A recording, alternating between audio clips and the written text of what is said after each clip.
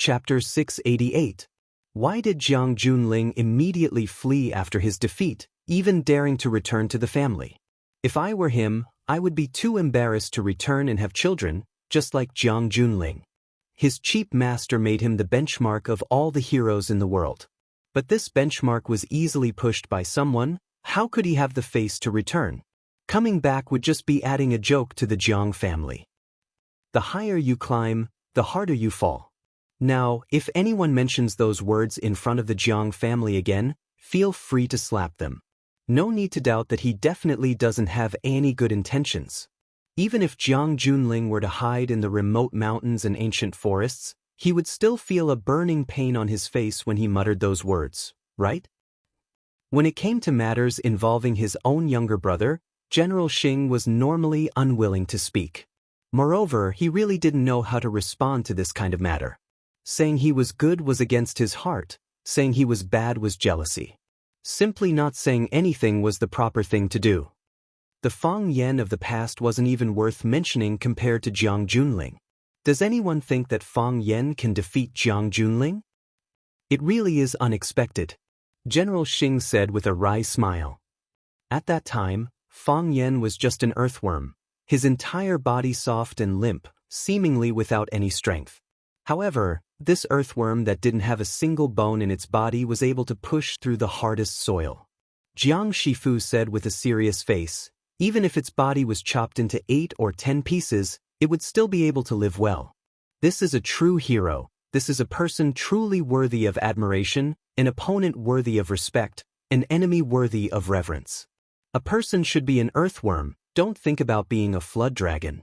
Even if you really are a flood dragon, wait until you know how to move clouds and summon rain before revealing your true form. Otherwise, you would have long since been slaughtered by others. Grandfather, I understand. General Xing nodded with a serious expression. I will definitely be careful and cautious, and definitely won't make the same mistakes as the military orders. It's good that you understand, Jiang Shifu said. Because of that brat, our general family has suffered heavy losses. Your fifth uncle has a knot in his heart and is resentful. No matter how arrogant Junling is, he is still a capable child of our general family. He has suffered losses time and time again and has been bullied time and time again. The general family does not look good. What does Grandpa mean? I say that people should learn from earthworms, but don't wait for the earthworm to ascend and become a flood dragon, General Shifu said softly. That brat has the support of the Qin family, and he also has Chao Yan to rely on. He has turned Flower City into his own backyard, so we can't give him another chance.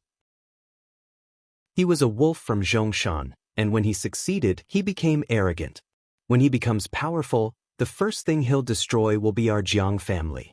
Since the war has already begun, General Xing looked up at the dark night sky and said, "Then let me end it." The tigress brought over the freshly cooked dumplings. General Xing took it and hurriedly picked one up and stuffed it into his mouth. With a face full of happiness, he said, I really wouldn't exchange it even for an immortal. Within the red walls, Fang Yan was like a granny who had just entered a grand view garden for the first time. He looked around curiously at everything he saw. The place he was standing on had a special meaning in the political landscape of Huaxia. More than 90% of Huaxia's policies and laws came from here. This was the holy land in the hearts of countless people, and also the forbidden land under the feet of countless people. Under the ginkgo tree in the courtyard, the benevolent old man who was often seen on TV looked at Fang Yan with a smile. His words carried a strong Beijing accent. He said, "Young man, you look very spirited. If you go to the army, you'll definitely be a good seedling." This old man had started in the military and now held the power of the country's army. So he had a very special feeling towards the army. He was a qualified soldier, so he also hoped that the younger generation he saw could become an outstanding soldier. Thank you, Chief. Whether I go to the army or not, I'm still a soldier of Huaxia. When the country needs me, I won't hesitate to die for the country. Fang Yan smiled and thanked the old man. What he learned was Tai Chi, so he learned it naturally. He respected this old man, but he didn't feel nervous. Because he knew that only when it was natural could he show the best of himself. As expected, The old man was very satisfied with Fang Yan's attitude when talking to him. He patted his thigh and said, "Heroes come from the young. To be valued so highly by Qianxiang at such a young age, he must have something extraordinary."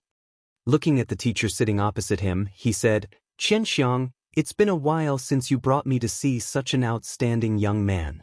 The teacher held the moonlight teacup in his hand and said in a deep voice, "I have some things to take care of, so I want to pass the position of teacher to Fang Yan." The old man's expression was slightly confused, but he returned to normal in an instant. He laughed and said, "This is your family's matter, so it's up to you to decide. If you think he's good, then he must be very good." "Thank you, Chief," the teacher said seriously.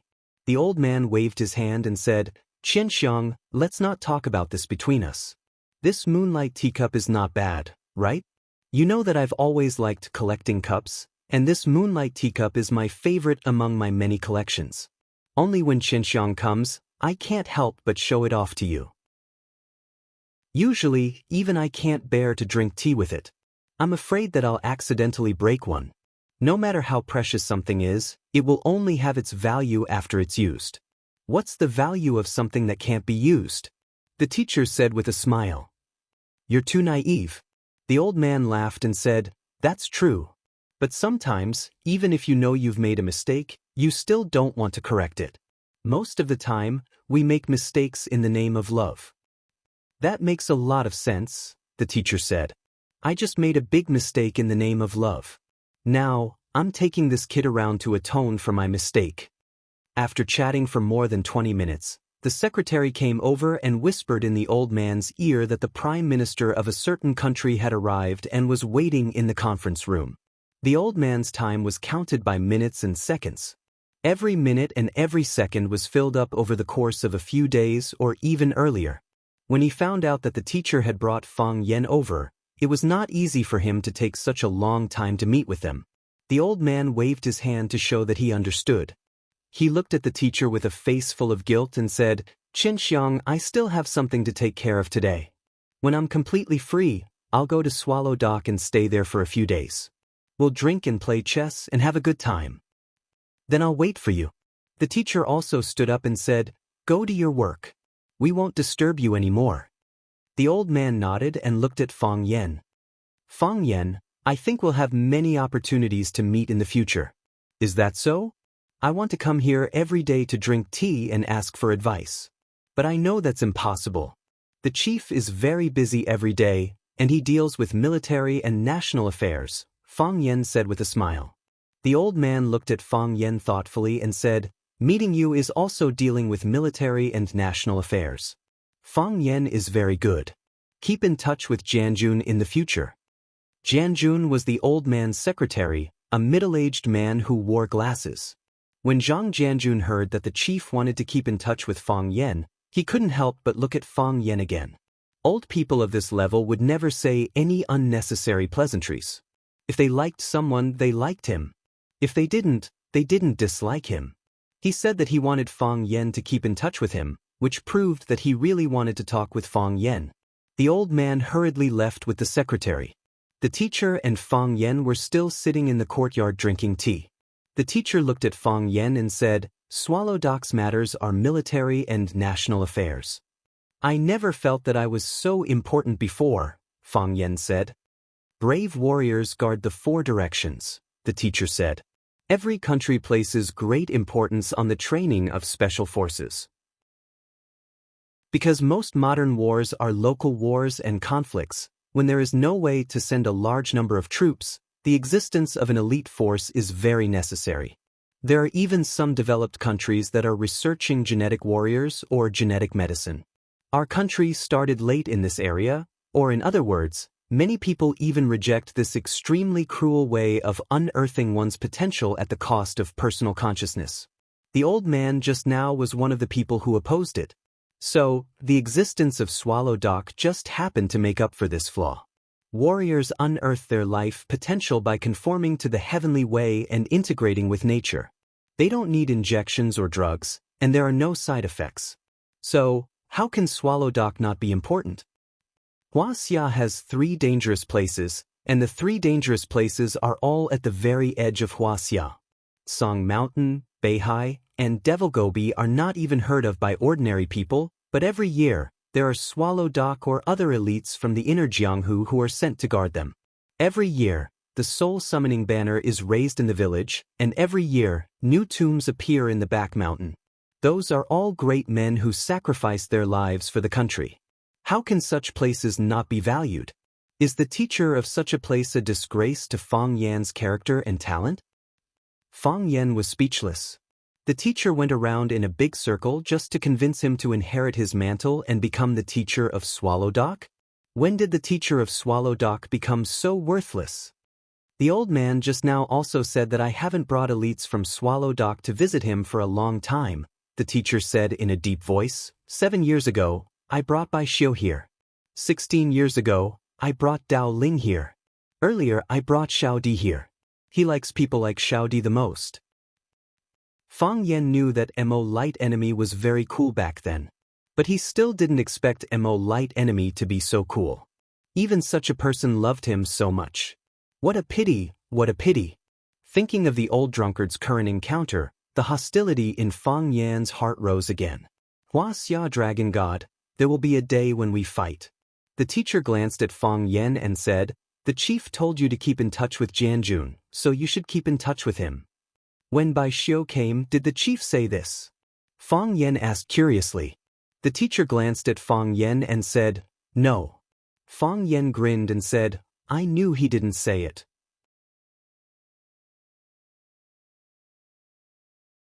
Fang Yan looked at the teacher with a serious expression and said, I hope to be able to live an outstanding life.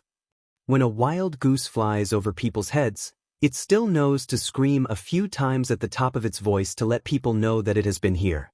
The teacher nodded in praise and said, it is not easy for us to come to this world. How can we not leave behind something? What kind of people are the big winners in life? The heroes who fought bravely, the pillars of the country, the great poets who left their names in history. For thousands of years, their names shone in the long river of history and were commemorated and sung by countless people. They were the real winners in life. Some people can manage for a lifetime, while others manage for generations. Fang Yan, I hope you can become that kind of person. I also know that you have the ability to become that kind of person. Fang Yan was silent for a moment, then said, so, what should I do? Come with me to see someone. See who? Fang Yan asked. A very important person, the teacher said. More important than Jiang Shifu and the bureau chief? Fang Yan was shocked. 100 times more important than Jiang Shifu and the bureau chief, the teacher said with absolute certainty. Fang Yan was so shocked that he could not speak. The teacher asked if Fang Yan had time today, and Fang Yan said yes. So the teacher brought Fang Yan to Yanjing to see the old general, Jiang Shifu, and the old chief behind the red wall. These 2 old men were influential figures in Huaxia.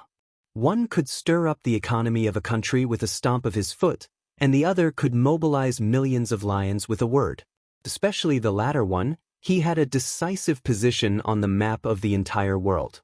But the teacher said that he was going to bring Fang Yan to see someone 100 times more important than them. What kind of person was that? Fang Yan's face was flushed, and his body trembled slightly. He knew that the teacher had a very deep network of connections, but he did not expect that he could follow behind him and see all the heroes in Yanjing. Out of the red wall, across the moat, through the black tortoise gate, turned right on Chang and Street, and entered the old Huimin Street. After passing a dozen shops, the teacher stopped in front of a small noodle shop. Fang Yan looked up and asked, is this the place? This is the place, the teacher said with a nod. In order to prove that he did not lie to Fang Yan, he pushed the door open and walked in. Fang Yan looked up again at the name of the noodle shop, a bowl of mixed sauce noodles. Only then did he push the door open hesitantly and walk in. The teacher had already found a seat and called out, 2 bowls of mixed sauce noodles. Fang Yan sat across from the teacher and said, Teacher, where is the big shot you mentioned? Right here, the teacher said. Fang Yan looked around at the simple facilities of the noodle shop and said, why is the big shot here? The chef of this noodle shop is a big shot. He is a hidden master? Fang Yen asked with wide eyes, his face full of expectation. The mixed sauce noodles he makes are very delicious, the teacher said. Fang Yen wanted to jump up and curse. These old guys, your humor is not humorous at all. I hate listening to your jokes the most. Who can be more important than the chef of mixed sauce noodles who can fill our stomachs and not starve to death? The teacher saw Fang Yan's disappointed expression and said with a smile. This mixed sauce noodles is the most authentic in Yanjing. Every time I come to Yanjing, I have to come here to eat. In the beginning, I could eat 3 bowls at a time. Later, I could only eat 2 bowls. Now, I can only eat 1 bowl. Fang Yan did not want to talk to him. No matter how delicious the mixed sauce noodles are, it is just a bowl of mixed sauce noodles. This old man is too much. If you want to eat something good, you can just tell me. I'll lead the way and I'll treat. Was there a need to be so secretive? The greater the hope, the greater the disappointment. Fang Yan was in a very bad mood now. You're here. A crisp voice with a Beijing accent sounded beside his ear. Fang Yan looked up and saw a girl in a white dress walking towards them. The girl was young and immature. Her soft long hair draped over her shoulders and she wore a floral apron around her neck. She looked fresh and refined. The girl walked in front of Fang Yan and the teacher. She smiled at Fang Yan and said to the teacher, Grandpa Long, do you want 2 bowls of mixed sauce noodles? Little Bai, didn't you go to school today? Grandpa Long, today is Sunday. I don't have to go to school.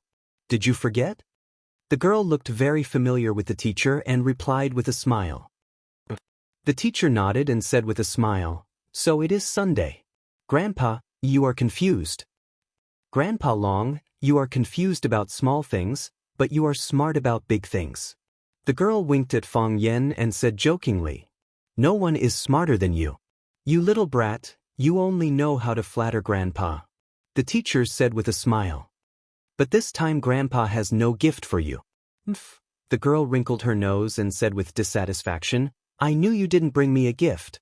You stingy brat, drink cold water. Haha, I don't want to drink cold water. I came to eat mixed sauce noodles. The teacher smiled happily, and the wrinkles on his face smoothed out a lot. It could be seen that he liked this little girl very much. The teacher pointed to Fang Yan sitting opposite and said, He is called Fang Yan. The girl looked at Fang Yan and said, Big brother Fang Yan, don't be with this stingy old man. If you learn his stingy habits, no girl will like you in the future. Fang Yan nodded and said with a worried expression, I will separate from him after eating this bowl of noodles. The girl giggled and said, Yes, quickly separate from him after eating the bowl. You can't be with him for too long. You two are quite congenial. The teacher said with a smile. Of course. The girl raised her beautiful and flawless face and said, Big brother Fang Yan is young and handsome, and he is not stingy. How do you know he is not stingy? The teacher looked at Fang Yan and said, I don't see you give her any gift. Why is this girl saying good things about you? Fang Yan also looked back at the teacher and said, Didn't my aunt say that I am young and handsome? This is a world that looks at faces. Sir, don't force yourself too much. Since little Bai is speaking for you, you should give her a small gift. The teacher looked into Fang Yan's eyes and said, Sir, do you think it is necessary? Fang Yan looked at the teacher and asked. The teacher nodded seriously and said with a firm voice, It is very necessary. Fang Yan thought for a moment and took out a heart-shaped stone from his pocket and said, I accidentally found this when I was walking by the river. The girl took the stone and said happily, Ah, it is the same type as Li Chen. Chapter 690. The same as Li Chen? Fang Yan was stunned for a long time and asked, What's the same as Li Chen? Don't you know? The girl had a contemptuous expression that said, Uncle, you're out, and said, There's a very handsome teacher in our school named Li Chen. Every time he pursues a woman, he will give her a heart-shaped stone. The girl raised the small stone in her hand and said, It's exactly the same as this one. Later, he fell in love with Teacher Wang from our school. Teacher Wang posted a photo of the small stone on WeChat and said that it was accidentally picked up by Teacher Li Chen while walking by the river. It represented his wholehearted love for her. As a result, Teacher Zhang and Teacher Lin from our school also posted photos of their small stones on their WeChat moments at the same time and said, "Li Chen, your family runs a tourist souvenir shop, right?" Later, we found out that Teacher Li Chen's family does run a souvenir shop. There are as many of these heart-shaped stones as you want. Nowadays, if the boys in our school pursue the girls they like, they will also buy one of these heart-shaped stones as a gift. It has become a trend. This is a very popular thing. "My piece is different from Li Chen's," Fang Yan said with a serious expression. He pointed to the dark purple star-shaped stone in the little girl's hand and said, "Do you know what stone this is?" The little girl shook her head and said, "I don't know. Isn't it just a stone?" "This is a meteorite," Fang Yan said. "It's a meteorite that hasn't burned out outside of Earth. It deviates from its original orbit or quickly falls to Earth in pieces. The meteors we often see are these large stones that are burning and finally disappear completely, or a small piece falls on Earth. A meteor that hasn't burned out isn't rare, but it's extremely rare for it to turn into such a heart shape after burning. Don't you think this stone is much heavier than a small stone of the same size?" The girl rubbed the heart-shaped stone in her palm and looked at Fang Yan with admiration. She said, "Brother Fang Yan, you're amazing. I also found it by accident. I thought it was quite interesting, so I kept it," Fang Yan said with a smile. Fang Yan didn't find this stone by the river. He saw it in the antique shop of the Blue Mountain Club in Lanshan Valley and took it back to give it to Yiro. He didn't even have time to send it out before he followed his teacher to Yanjing City. Now that the teacher was forcing Fang Yan to give the little girl a gift, Fang Yan had nothing else in his hands, so he had to give the small stone away. Anyway, it wasn't something too rare. If he wanted it, he could just ask Lan Shanggu and the others to help him find it. If he couldn't find it, he would just polish it. Such a small problem wouldn't stump a smart person like Lan Shanggu. If Teacher Li Chen told such a story like you, Teacher Zhang and Teacher Lin would definitely not be angry, right? It turns out that the stone isn't important. What's important is how you spin the story around the stone. Fang Yan was drinking tea and he almost spat out the tea in his mouth. The teacher was amused by the little girl's words and laughed. Looking at the embarrassed Fang Yan, he said, "You're one of the few sharp-tongued people in Swallow Dock. Usually, no one can make you suffer. How about it? Did you meet an expert today?" "I was talking to her seriously, but she misunderstood me," Fang Yan said with a wry smile. The little girl bowed slightly to Fang Yan. The V-neck of her white cotton dress hung low, revealing the girl's small chest that was like a baby pigeon. She smiled at Fang Yan and said, "Brother Fang Yan, I'm joking with you. Thank you for your gift. I know that this stone is different from Teacher Li Chen's stone. This is a meteor, a heart-shaped stone that heaven gave me." The teacher waved his hand and said, "All right, girl, go in and serve us the noodles. Help us put more marinade. Your grandfather always puts too little. It's too stingy." The girl made a face at the man and ran in with a smile on her face. The teacher retracted his gaze and looked at Fang Yan and said, "Her name is Bai Jie, Bai Xiu's sister." "I guessed it," said Fang Yan. "There aren't many people with the surname Bai to begin with, and it's even rarer for you to specially bring them here." "Fang Yan, I've never underestimated your wisdom. It's precisely because of this that I specially brought you here to take a look. This is Bai Xiu's home. Their family runs a noodle shop. It's because I like eating their noodles that I discovered Bai Xiu, the little fellow. After that, I brought Bai Xiu to Swallow Fort and made him stay by my side." Mr. looked at Fang Yan with a serious expression and said, "You saw it just now. Bai Xiu's sister is an ordinary person. She doesn't have any schemes and doesn't know any martial arts. Her grandfather is a master of braising, and her father is a master of making wheaten food. Their family has been running a noodle shop for generations. The most delicious noodle they make is mixed paste noodles. You'll know when you try it later." Fang Yan stared at the teacher with sharp eyes and said, "Are you afraid that I'll take revenge on these ordinary people?" "Fang Yan, I can feel the hostility in your heart. It's so strong that even I'm shocked. I know that Bai Xiu has wronged you. Bai Xiu killed your father and tried to kill you. Now Bai Xiu is dead, but the resentment in your heart hasn't completely dissipated. You're still thinking about revenge and killing people. I know that if you have the heart, you'll find this place sooner or later. With your scheming methods, you can destroy this family with just a move of your finger. The teacher said in a heavy voice, "From my point of view, I can't make you stop, and I don't want to talk nonsense about revenge. I brought you here to let you see it with your own eyes. I want you to rest assured that this family can't hurt you. They can never hurt you." Fang Yan's face was so gloomy that water could almost be wrung out. He looked at the teacher and said, "Do you think I'm that kind of person?" The teacher was silent and didn't answer. "Do you think I can do that kind of thing?" The teacher was still silent. "Do you think I'll do anything to these ordinary people who don't have the strength to truss a chicken?" The teacher acted as if he didn't hear Fang Yan's question. "The noodles are here." The little girl by Jia came over with 2 big bowls of mixed sauce noodles on a tray. She placed the bowls in front of the teacher and Fang Yan, and then put cucumber strips and marinated sauce bowls in front of them. She said with a smile, "Be careful with mixing. Don't splash it on your clothes."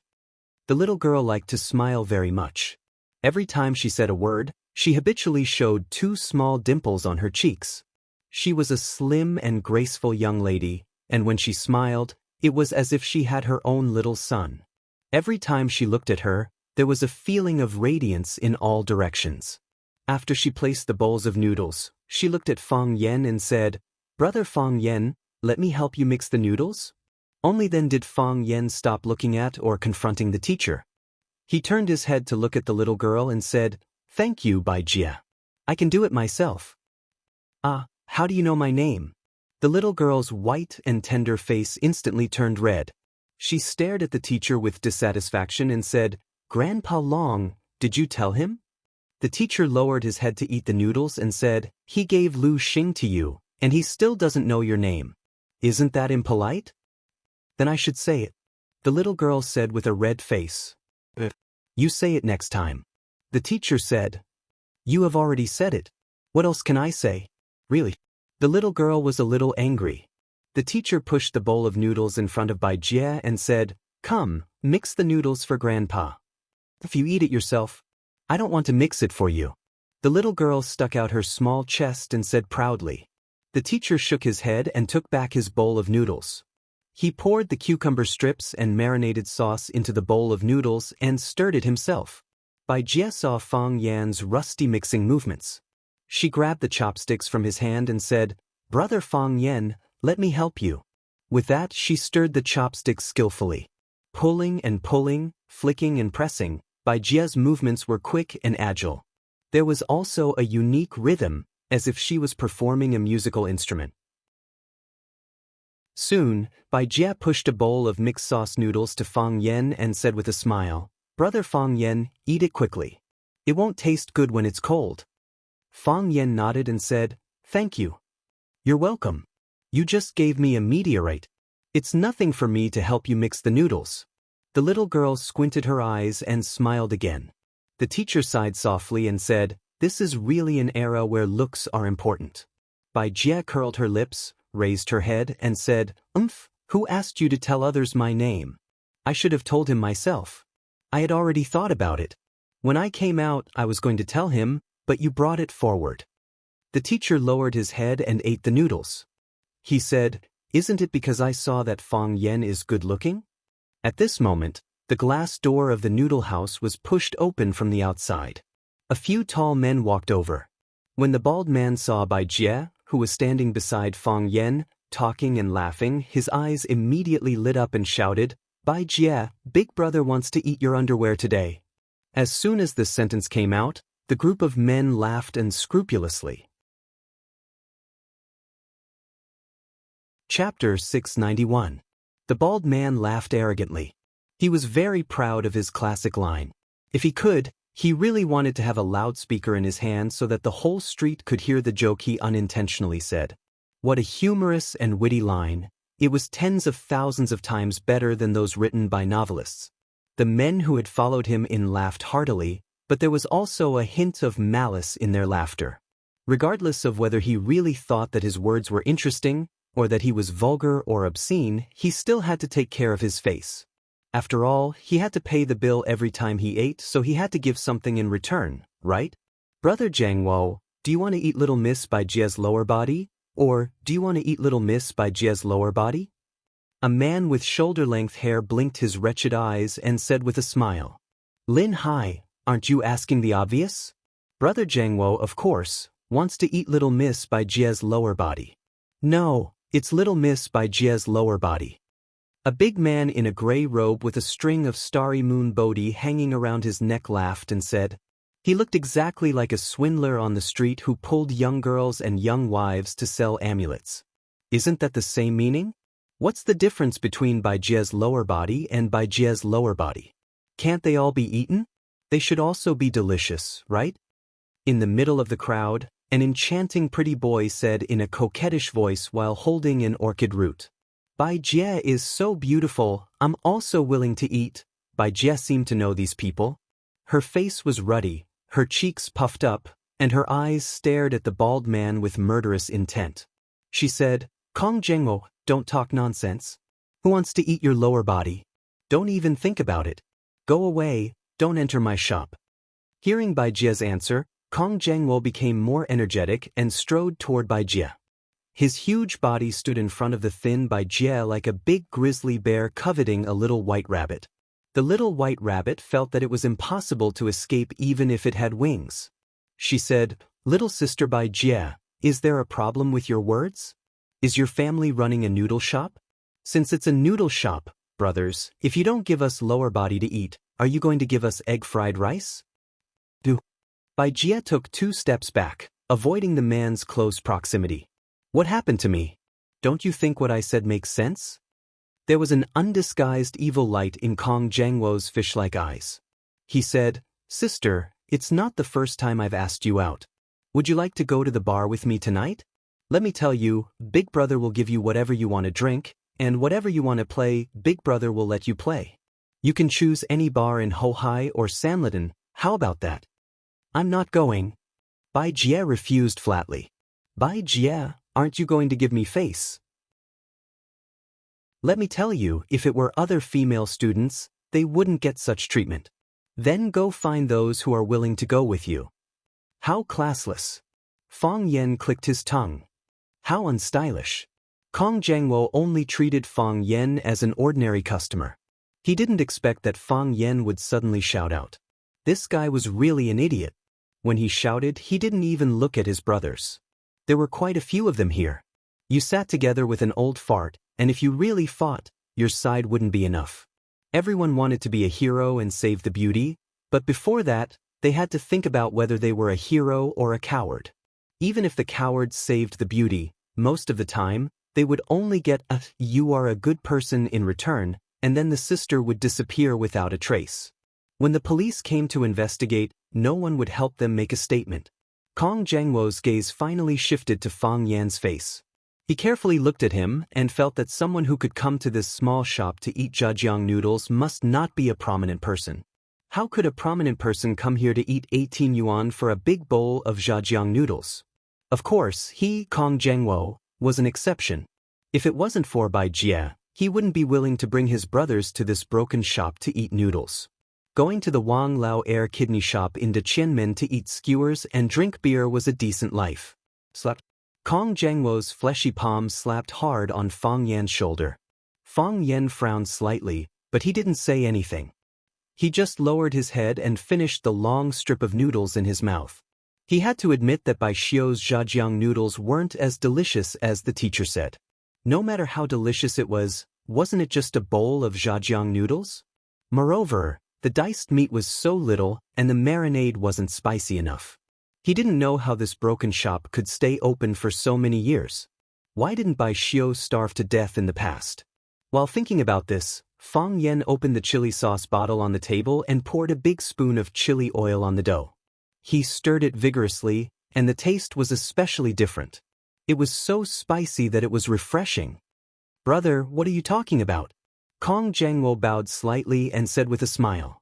Because his big fat head was too close to Fang Yan's bowl, Fang Yan was particularly worried that the sweat on his face would drip into his bowl. Although the rice and porridge were earned by the sweat and hard work of the farmers, if someone were to directly pour someone's sweat into the porridge, perhaps not many people would be able to eat it. Fang Yen had no choice but to put down his chopsticks. He wiped the chili oil stain on the corner of his mouth with a paper towel and said, "I said it's not classy." "That's kind of interesting." Kong Jiangwo looked at Fang Yen with a smile and said, "You think us brothers are not classy? That's not how it is." Fang Yen looked at Kong Jiangwo with a serious face and said, "This way of speaking is very uncultured. If he doesn't have any cultured qualities, then this man doesn't need to talk about classy. Qualities are the foundation, and classy is a deeper level of self-restraint." Kong Jiangwo was amused. The big hand that patted Fang Yan's shoulder began to exert force and said, "Then what kind of way of speaking do you think is more classy? For example, what you said just now is very wrong." Fang Yan had the appearance of a good teacher. He seriously discussed with Kong Jiangwo.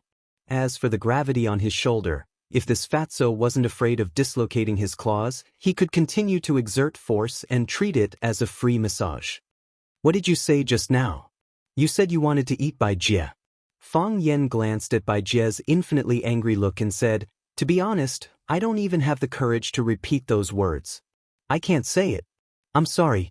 In fact, this can't be blamed on you, because many people in society will make this kind of mistake.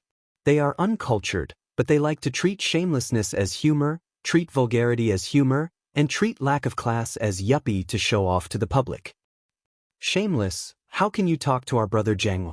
Brother Zhou, slap his face. Slap him shamelessly." The sissy jumped out with great dissatisfaction. Fang Yan looked up at him and remembered his appearance in his heart. "That's right. Look at how arrogant he is, as if he's some powerful person." The swindler pointed in the direction of the red wall and said, "Do you know what that place is? If you're really powerful, you can walk around there for a man to see." "I just came out from there." Fang Yan answered truthfully. The man who was eating his noodles with his head down looked at Fang Yan and said, "Don't show off your wealth." The group of punks was stunned for a moment, then they laughed. The sissy clutched his stomach and said, "I'm dying of laughter, I'm dying of laughter. Io, this little guy is really cute." "Brothers, did you hear that? He said that they just walked around there. Do you believe him? Whether you believe it or not, I believe it anyway. This guy, this time we kicked an iron plate. I'm dying of laughter. We really had to go there." Fang Yan explained with some unwillingness. He was indeed a powerful person, and they really kicked an iron plate. Why didn't they want to believe his judgment? Kong Jiangwo's face was gloomy, and the hand that patted Fang Yan's shoulder became more forceful. He said, "Since brother said so, then you have to tell me what is a real humorous yuppie. Let us brothers have a good experience." Kong Jiang also felt very strange. He usually liked to play with walnuts, and his hand strength was not small. He had pinched someone before. When his palm touched the kid's shoulder, the guy immediately cried and begged to let go. "What's wrong with this kid? I've used so much strength, but he didn't notice at all? Or, I don't have any strength in my body today? Well, since you're humbly asking for leave, then I'll give you a good lesson." Fang Yan nodded with a smile and said, "Hua Xia's words are broad and profound. Any random combination will have endless wonderful uses. For example, let's use the phrase, 'the goddess's lower part is a little salty,' as an example." Bai Jie's face was frosty. She angrily stomped her feet and said, "Big brother Fang Yan, how can you say that?"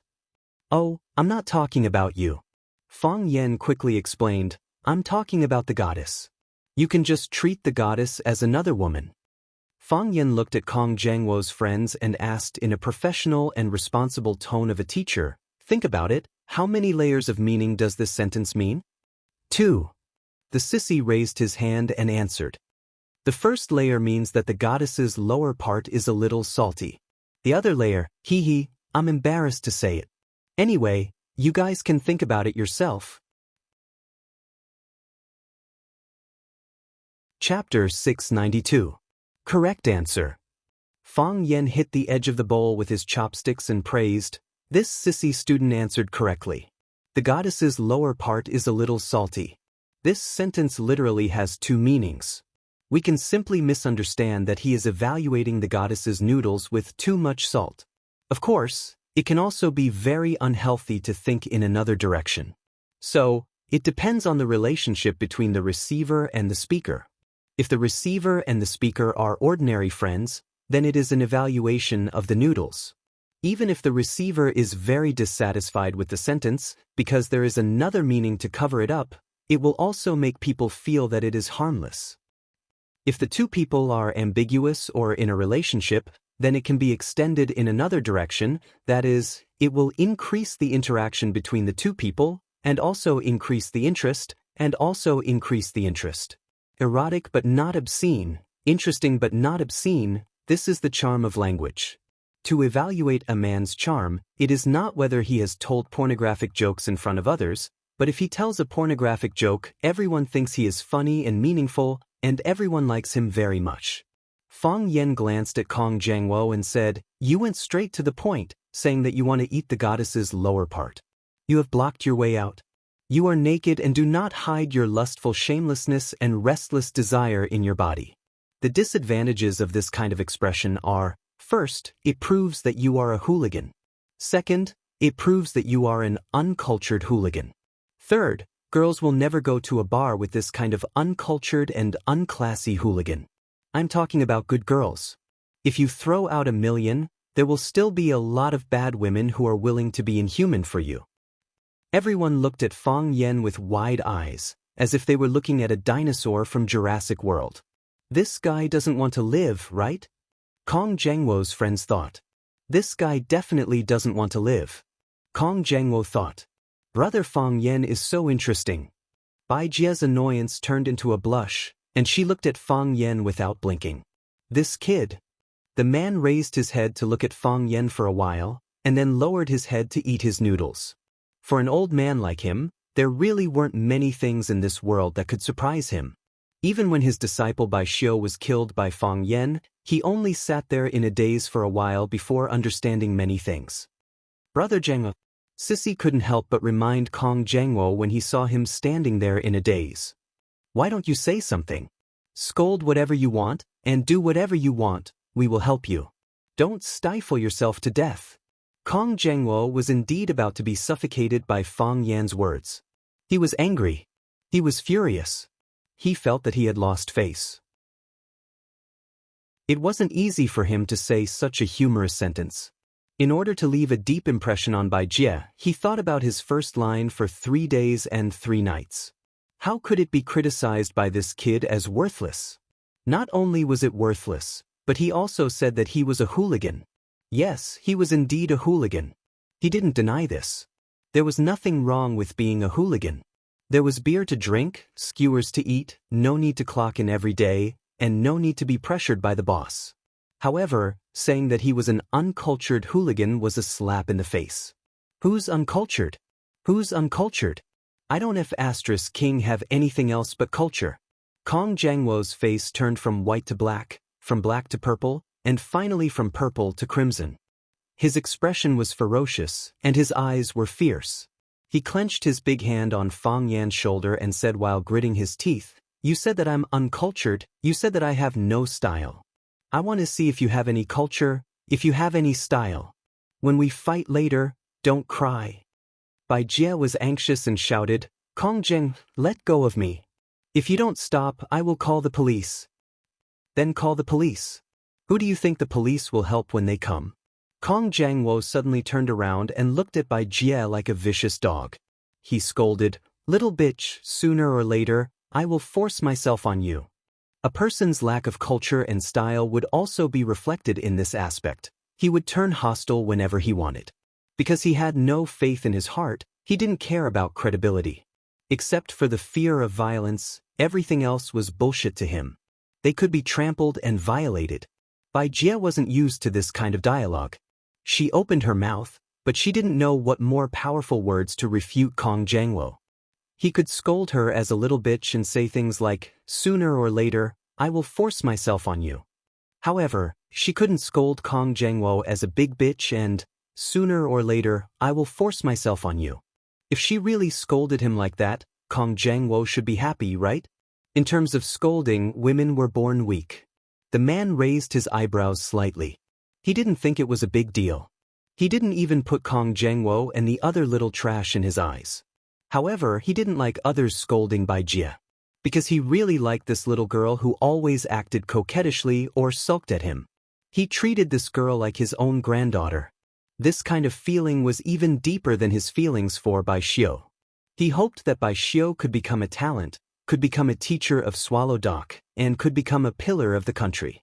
However, when facing Bai Jie, he had no hope. He only hoped that she could be happy. Therefore, he raised his head and looked at Fang Yan again. What he meant was, "Kid, don't quarrel when you can fight." "It's okay." Fang Yan looked at Bai Jie, whose face was red and eyes were filled with tears of grievance, and comforted her with a smile. "Don't be fooled by this guy's fat head and big ears.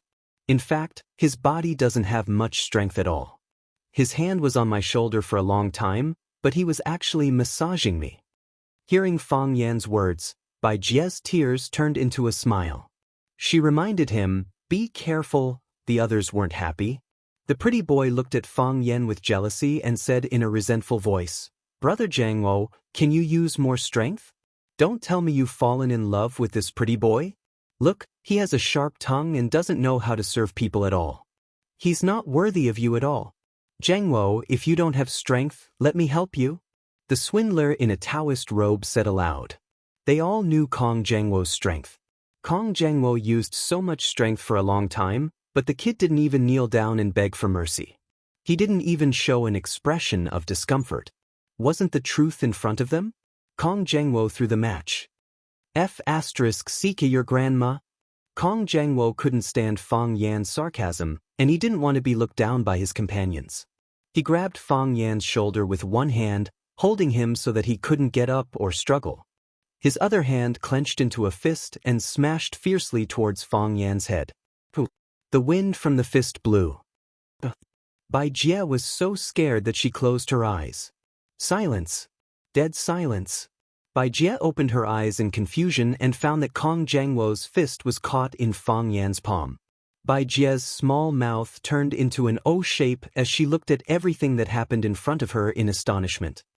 "Big brother Fang Yan, you look very powerful." Fang Yan looked at Kong Jiangwo's fat face in front of him and said with a smile, "Can't you use a little more strength?" "Bah!" Kong Jiangwo spat at Fang Yan's bowl of noodles. Fang Yan stared at this scene with his eyes wide open. He didn't have time to stop it, nor did he think about intercepting it. He really couldn't understand, how could a righteous hooligan do such a disgusting thing?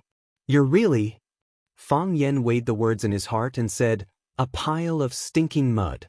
Fang Yan grabbed Kong Jiangwo's wrist and began to exert force. Kong Jiangwo once again heard his fingers cracking. His expression became hideous and distorted again, and large beads of sweat began to drip from his forehead. "Let go!" Kong Jiangwo endured the pain in his hand and put on an expression that he could completely endure it. This was a move he learned from Fang Yan. He said calmly, "Let go." Of course, Fang Yan wouldn't let go. "You bullied Bai Xiu's sister. Although I feel a little uncomfortable, I also feel a little happy. Who asked her to be Bai Xiu's sister? But you spat in my bowl. This is unacceptable." Fang Yan continued to exert force, and Kong Jiangwo's hand continued to make cracking sounds. But this time, it was not as clear as before. All that could be heard were intermittent muffled sounds, as if the bones deep in the flesh were bursting. "Let go!" Kong Jiangwo couldn't hold it anymore. He was not only sweating, but also crying. Kong Jiangwo, who had just said to Fang Yan, "Don't cry later," was crying. He was sobbing and looked heartbroken. "Dad, please let go. Dad, I was wrong. I know I was wrong. I won't dare to do it again. Grandpa, Grandpa, Grandpa, Grandpa." Kong Jiangwo didn't continue to call Fang Yan ancestor, because as he spoke, his body began to tremble. Then his vision darkened, and he fell straight on the floor. Bang! Kong Jiangwo's huge body smashed on the floor tiles of the noodle house, and several cracks appeared on the floor tiles. Fang Yan was shocked. If this guy said that he didn't practice the iron plate skill, it would really be unbelievable. Chapter 693. Kong Jangwo's fist had become a fist, and it would always be a fist. The bones in his palm had been deformed by Fang Yen. Even the most brilliant surgeon would not be able to restore his fist. It was precisely because of this that he simply died from the pain. Towards bad people, Fang Yen was indeed not as kind and benevolent as he appeared to be. Kong Jangwo fell to the ground unconscious. Kong Jangwo's companions were all shocked. The sissy ran over and shook Kong Jangwo's body with all his might. His voice was shrill as he shouted, Brother Jangwo. He raised his head to look at Fang Yen. With a fierce expression he roared, Brother Jangwo is dead. I don't want to live anymore. I want to fight you to the death. He waved his claws and pounced toward the direction where Fang Yen was sitting. Bang! Fang Yen kicked him, and the sissy's body rolled non-stop in the noodle shop. Crack, crack. His body crashed into the leg of another table. Perhaps it was because Fang Yen used too much force, or perhaps it was because the table leg had not been maintained for a long time. With a kacha sound, the table leg broke into two. Crash! The bottles of soy sauce, vinegar, chili sauce and other condiments on the table all fell down, hitting the sissy's face and body. His eyes were splashed by the chili sauce and he desperately rubbed them with both hands while screaming like a pig being butchered. The moment he rubbed them, the sound of his screams became even more unbearable to listen to. Fang Yen stared at him coldly and said, I'll remember you. Just now, you asked your brother Jangwo to slap my face. Slap me shamelessly. At that time, I was thinking of slapping you shamelessly. In the end, Fang Yen did not slap the sissy's face. Because the sissy's face was covered with condiments, he had no way to do it. The Jianghu doctor turned around and wanted to run. Fang Yan's body leaped forward and grabbed the star moon Bodhi beads on his neck. After grabbing it, he exerted force and the beads broke. Crack, crack. The Bodhi seeds scattered on the ground, bouncing and bouncing non-stop. With this force, the quack doctor's body flew backward and fell heavily on the floor. Just as the quack doctor was about to get up, Fang Yan's foot had already stepped on his chest. What do you want? The quack doctor swallowed hard and said threateningly, I'm telling you, you'd better not touch us. We have many brothers. You just said that if Jangwo doesn't have the strength, you'll help him? Fang Yen looked at the quack doctor with a smile and asked aloud. I was just saying. The quack doctor quickly quibbled and said, I'm a monk. I've never fought with anyone before. Why would I hit you? I was just joking with you. Fang Yen frowned and said, my two masters are also monks. He saved my life. Then we're a family. The quack doctor was happy and quickly tried to get close to him.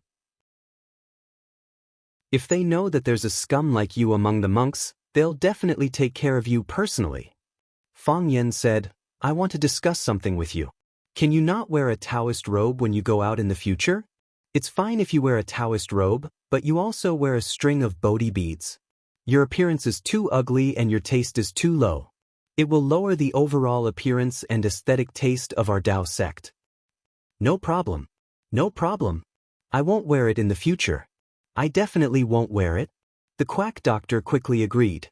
Not to mention that he didn't wear a Taoist robe. Even if Fang Yen asked him not to wear clothes in the future, he wouldn't refuse at this time. You agreed so readily.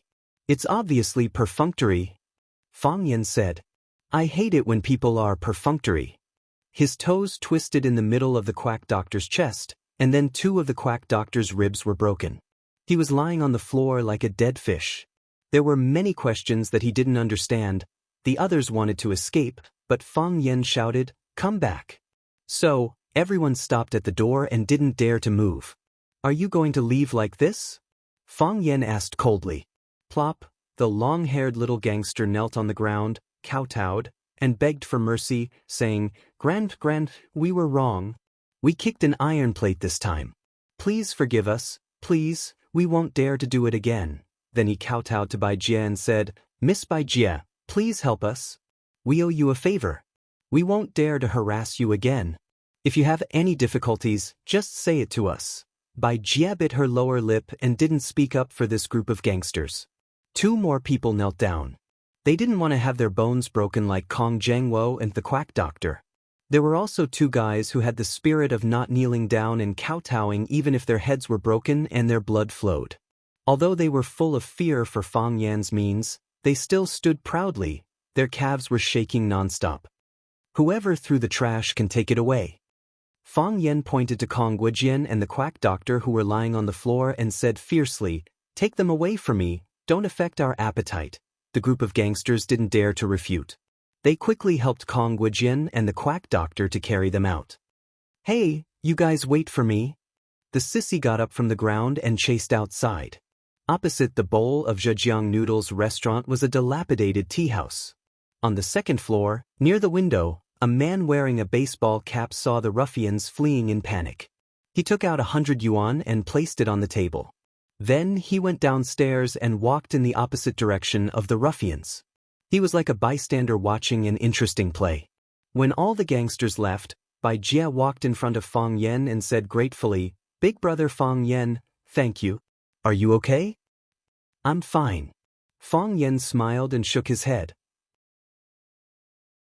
"Big brother Fang Yan, I didn't expect you to be so powerful. With just one move, you knocked down all the bad guys." The little girl confirmed that Fang Yan was really fine and became happy again. She said, "Kong Zhengwo and the others are too bad. Relying on their connections, they usually swagger around on the street. Before this, they came several times. Every time, they wanted to make a move on people. So annoying, they won't come looking for you in the future." Fang Yan said with a smile. The little girl nodded seriously and said, "Big brother Fang Yan taught them a lesson today. They won't dare to come again in the future." Knowing that Fang Yan's bowl of noodles was spat on, Bai Jie said, "Big brother Fang Yan, I'll ask Grandpa to make another bowl of Zhejiang noodles for you. Don't eat this bowl.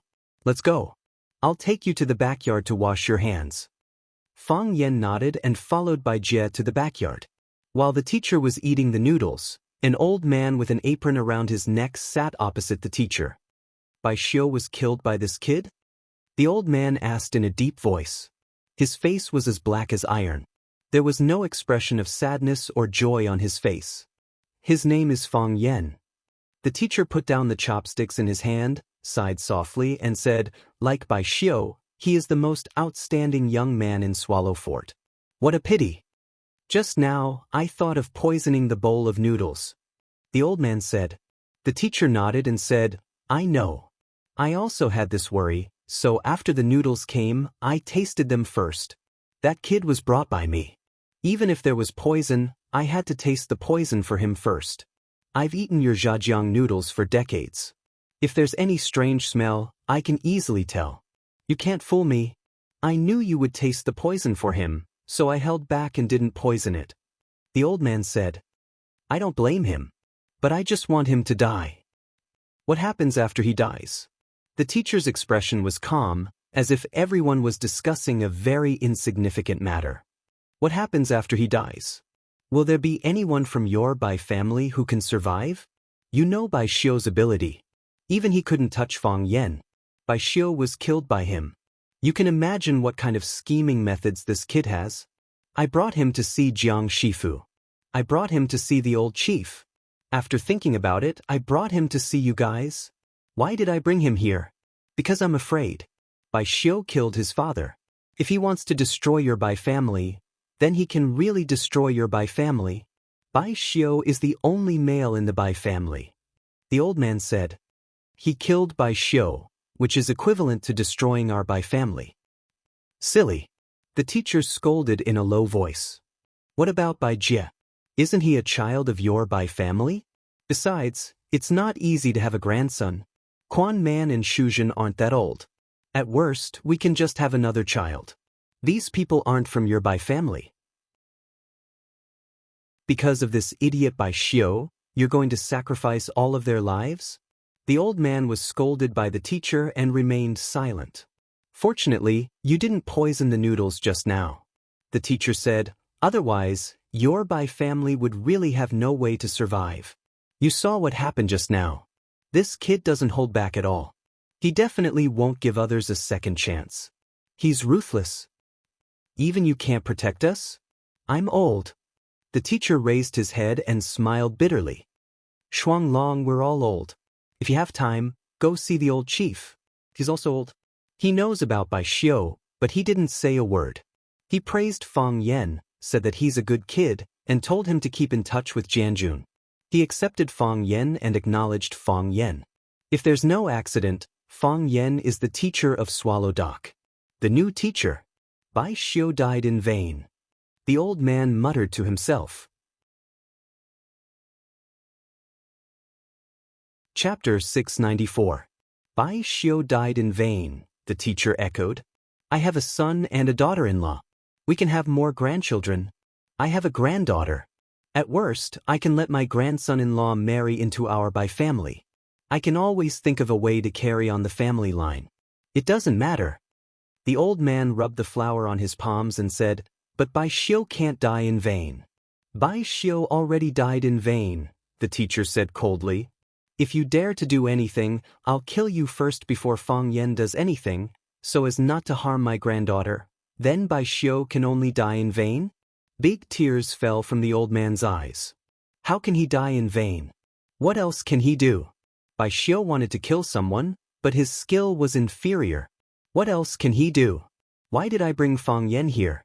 Do I really want to eat this bowl of noodles from your family? I want him to see with his own eyes what the Bai family has become. The Bai family is no longer a threat to him. We won't bring him any danger. I brought him here and let him see with his own eyes. It's countless times better than him coming here himself or sending people to find him. With me by his side, whatever he wants to do, he'll more or less consider this old man's feelings.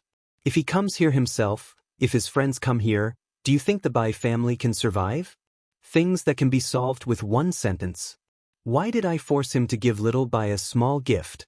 I was thinking if I should let them recognize a brother and sister. I just want him to have a good relationship with the Bai family. In the future, no matter what he does, he will think a little more, and he will also know how to hold back. Even if the Bai family is in trouble, he will still lend a hand. Fang Yen is a good child. If he wasn't forced into a corner, he wouldn't do anything to hurt people. Double Dragon, this is the best result. You can't ruin things in the middle. Bai Xiu died in vain. The old man sighed, got up, and walked towards the back of the kitchen. Another bowl of noodles, the teacher said. Zhajiang noodles without poison. The old man didn't say anything. The teacher put down his chopsticks and looked at the bowl of noodles in a daze. No one knew what he was thinking. This time, he could only eat half a bowl of Zhajiang noodles. After eating another bowl of Bai Xiu's fried paste noodles, Fang Yen and the teacher left together. Fang Yen wanted to pay the bill, but Bai Jie refused. Big brother Fang Yen, you gave me meteor and helped me so much. This bowl of noodles is on me. Bai Jie was so anxious that her face was red. She kept waving at Fang Yen, for fear that Fang Yen would put down the money in his hand. Fang Yen looked at her delicate and flawless face, nodded and said, All right. Thank you, Bai Jie. Your family's Zhajiang noodles are very delicious. Bai Jie grinned, waved her hand and said, It's what I should do. Brother Fang Yen, where do you usually live? Is it in Beijing? Fang Yen looked at Bai Jie and asked, What's the matter? Bai Jie's expression was bashful as she said with some embarrassment, I think I can look for you if there's anything in the future. If those hoodlums come again, I can also ask you for help. Can you give me your cell number? Fang Yen looked at the teacher, who nodded at him. Fang Yen had no choice but to say, Sure. Bai Jie happily took out a white mobile phone from her pocket and said, Big brother Fang Yen, what's your cell number? I'll call you. Fang Yen told her his cell number, and Bai Jie dialed it. Shortly after, the mobile phone in Fang Yan's pocket rang. My name is Bai Jie. Bai Jie grinned and said, Big brother Fang Yen, please remember my number? That's right, I also have a brother named Bai Xiu. He's very handsome, but he rarely goes home. He's teaching in a village. I can introduce him to you in the future, Wang Yao said. All right. Fang Yen nodded. He knew that Bai Jie shouldn't know the identity of her brother, nor her brother's situation at this time. If she knew that her brother, Bai Xiu, had been killed by him, she wouldn't call him Big Brother Fang Yen anymore, right? One day she would know. At that time, what kind of eyes would she look at him with? Fang Yan was really looking forward to it. I think you two are the same kind of people. You can definitely be friends when you meet. Bai Jie said. Fang Yan smiled and said, I hope so. If he really was friends with Bai Xiu, it would be a blessing. At least, in that case, his father wouldn't die. He would still be alive, still facing him with that cold and stiff face, saying some lessons that even he himself couldn't believe. Fang Yan and the teacher walked away, but Bai Jie still stood at the door and waved at them. Fang Yan turned around and looked. The little girl seemed to be frightened as she hurriedly turned around and ran back.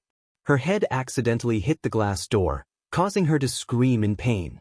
Fang Yan laughed loudly, and his mood finally became a lot more relaxed. The teacher looked at the laughing Fang Yan, and a smile also appeared on the corner of his mouth.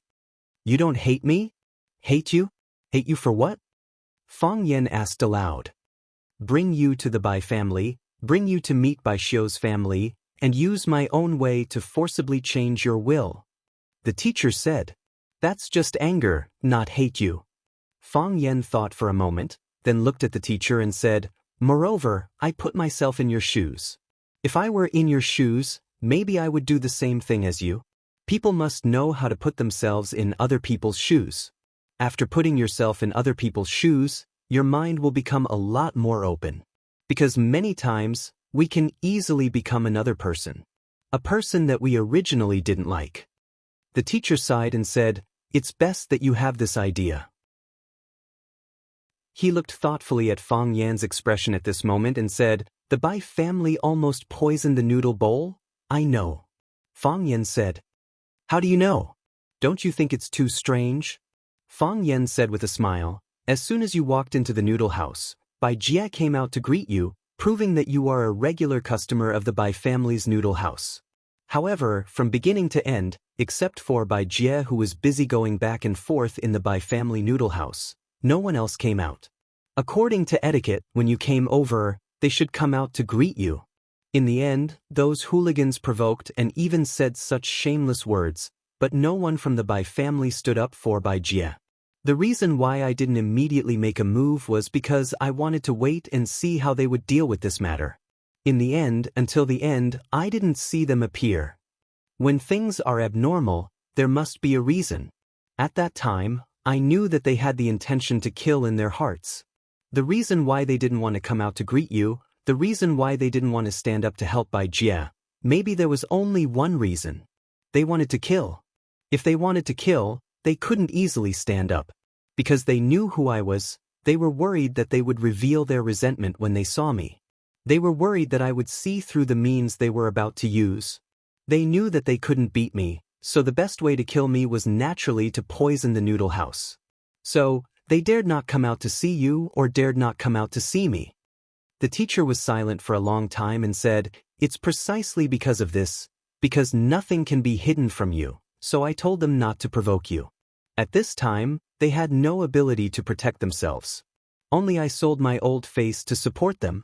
Fang Yan looked at the teacher and said, Sir, there's one thing you're wrong about. What's wrong? You don't know me well enough. Fang Yan said. For example? Many people think that Bai Xiu and I are the same kind of person, and Bai Jie also thinks that I am the same kind of person as her brother, but I am not the same kind of person as him. My nature is good, and my heart is peace-loving. I won't harm people's lives and break up their families because of interests or other trivial things. I want everyone to live and live well. I know that every debt has a debtor. Bai Xiu killed my father, so I have to kill Bai Xiu. No matter what, I have to kill Bai Xiu. No matter who interceded in the middle, I have to kill Bai Xiu. But I won't kill his parents and family just because he killed my father. If I did that, I would become another Bai Xiu. Speaking of which, I suffered a big loss. If someone said that they would kill your family, they would kill your family, but you could only find the real murderer to take revenge. But, aren't good people often at a disadvantage? If no one was willing to suffer a loss, if someone scolded you, you would scold that person's entire family. If someone accidentally hit your family with a car, you would hit that person's entire family.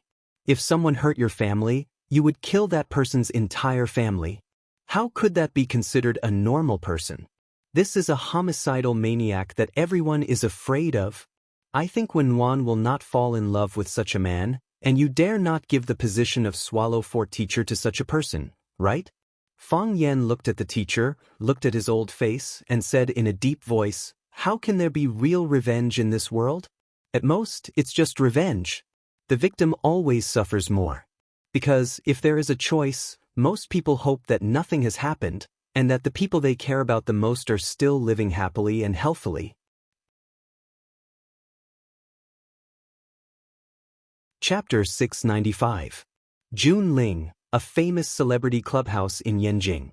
The clubhouse was founded by Hua Xia's piano goddess, Li Junling, with an actual usable area of 3,000 square meters.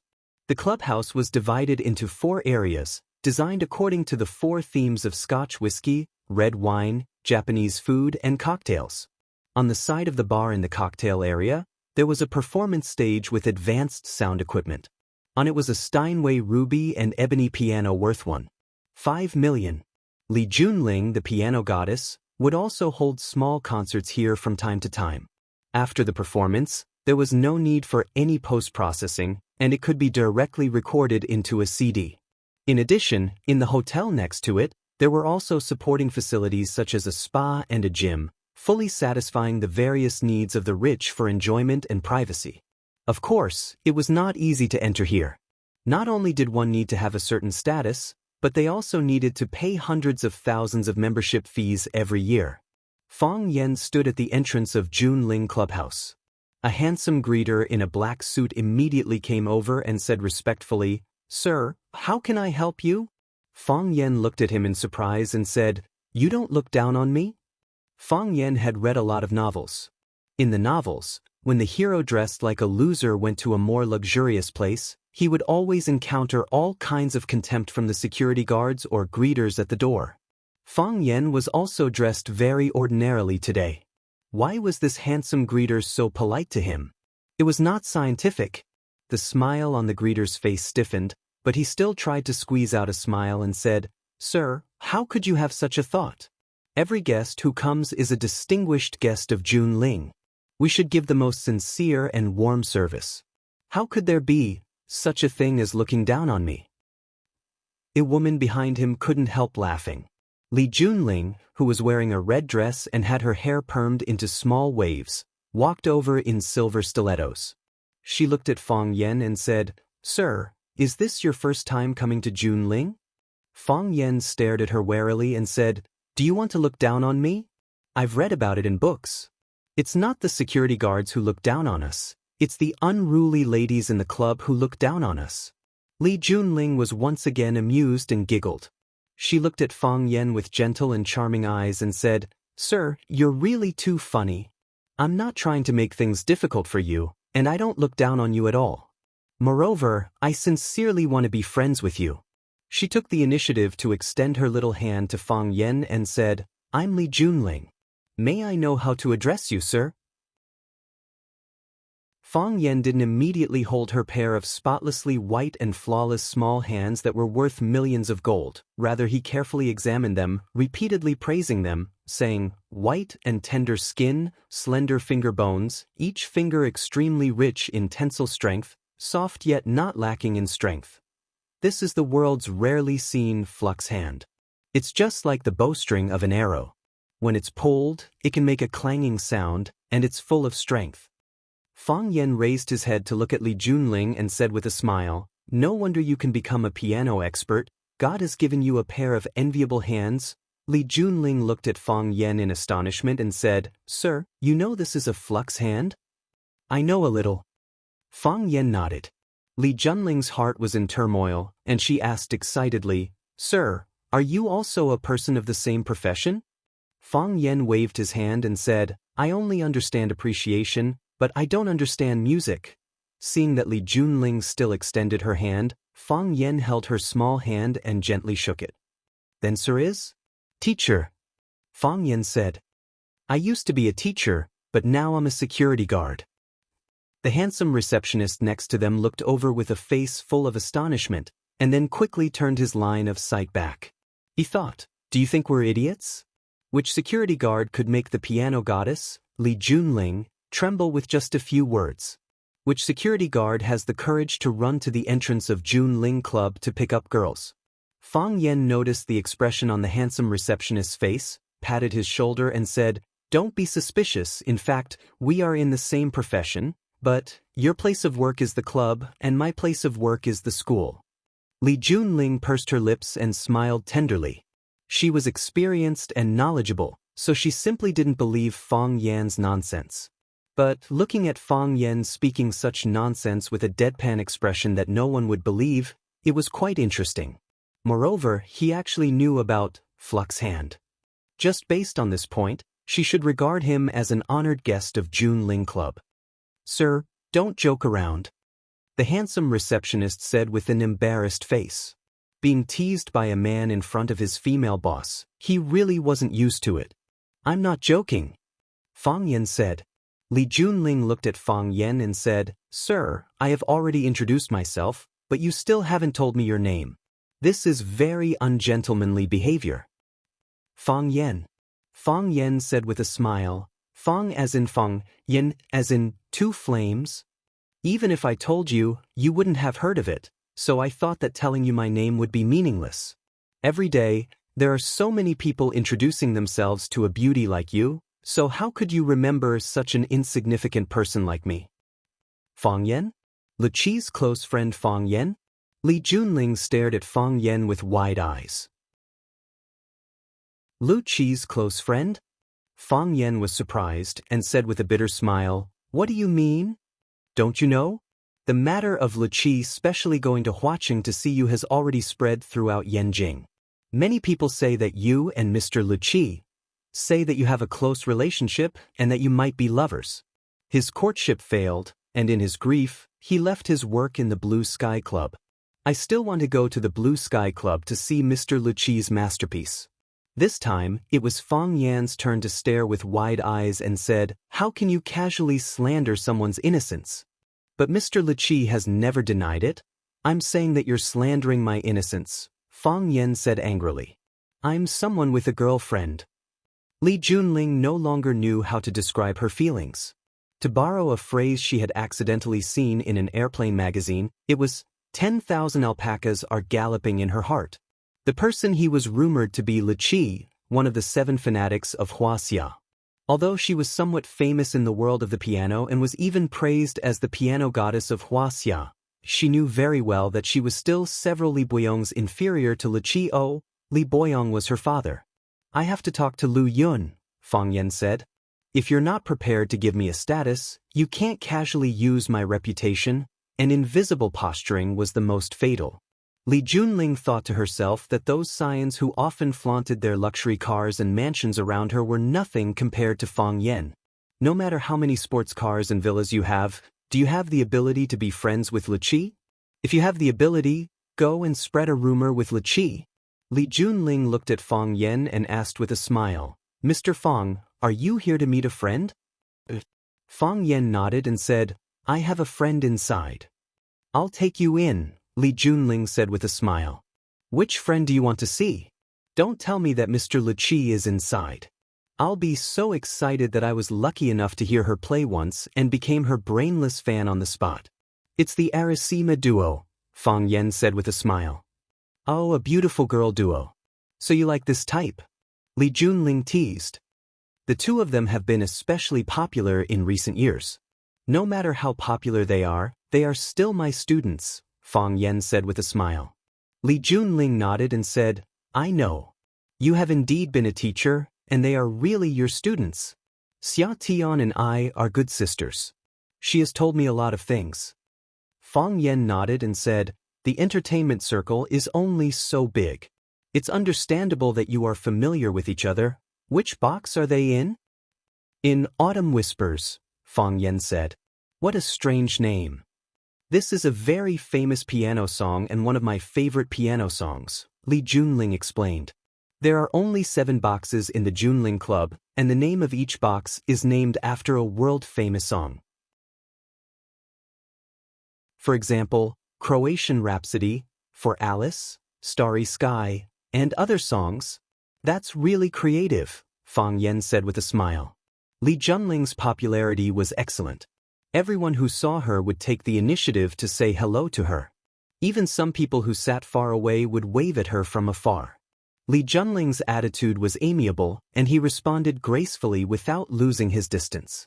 Under the guidance of Li Junling, Fang Yen soon came to the door of the Autumn Whispers box. Before Fang Yen had time to open the door of the box, Jiang Qin had already jumped up from the brown leather sofa, ran over and hugged Fang Yan's arm, and shouted, "Mr. Fang, you are finally here. Yuan Lin and I have been waiting for you for an hour. There are still guests." Fang Yen said embarrassedly. Although they hadn't seen each other for a long time, Jiang Qin's attachment to him still hadn't changed. She saw that he was still throwing himself at her like a few years ago. Perhaps, in her heart, he would always be the young and handsome male teacher who liked to wear a white shirt. Seeing Li Junling standing behind Fang Yen, Jiang Qin's face suddenly turned red. She quickly let go of Fang Yan's arm and took the initiative to greet Li Junling, saying, "Sister Li, so you and Mr. Fang also know each other? I just met your Mr. Fang at the door." Li Junling said with a smile, still thinking about the scene she had just seen. Fang Yen said that he had a girlfriend. Could his girlfriend be Jiang Qin of the South Star Group? If that was the case, Fang Yen had already had a secret relationship with Jiang Qin when he was a teacher? Wasn't that a teacher-student relationship? This beast.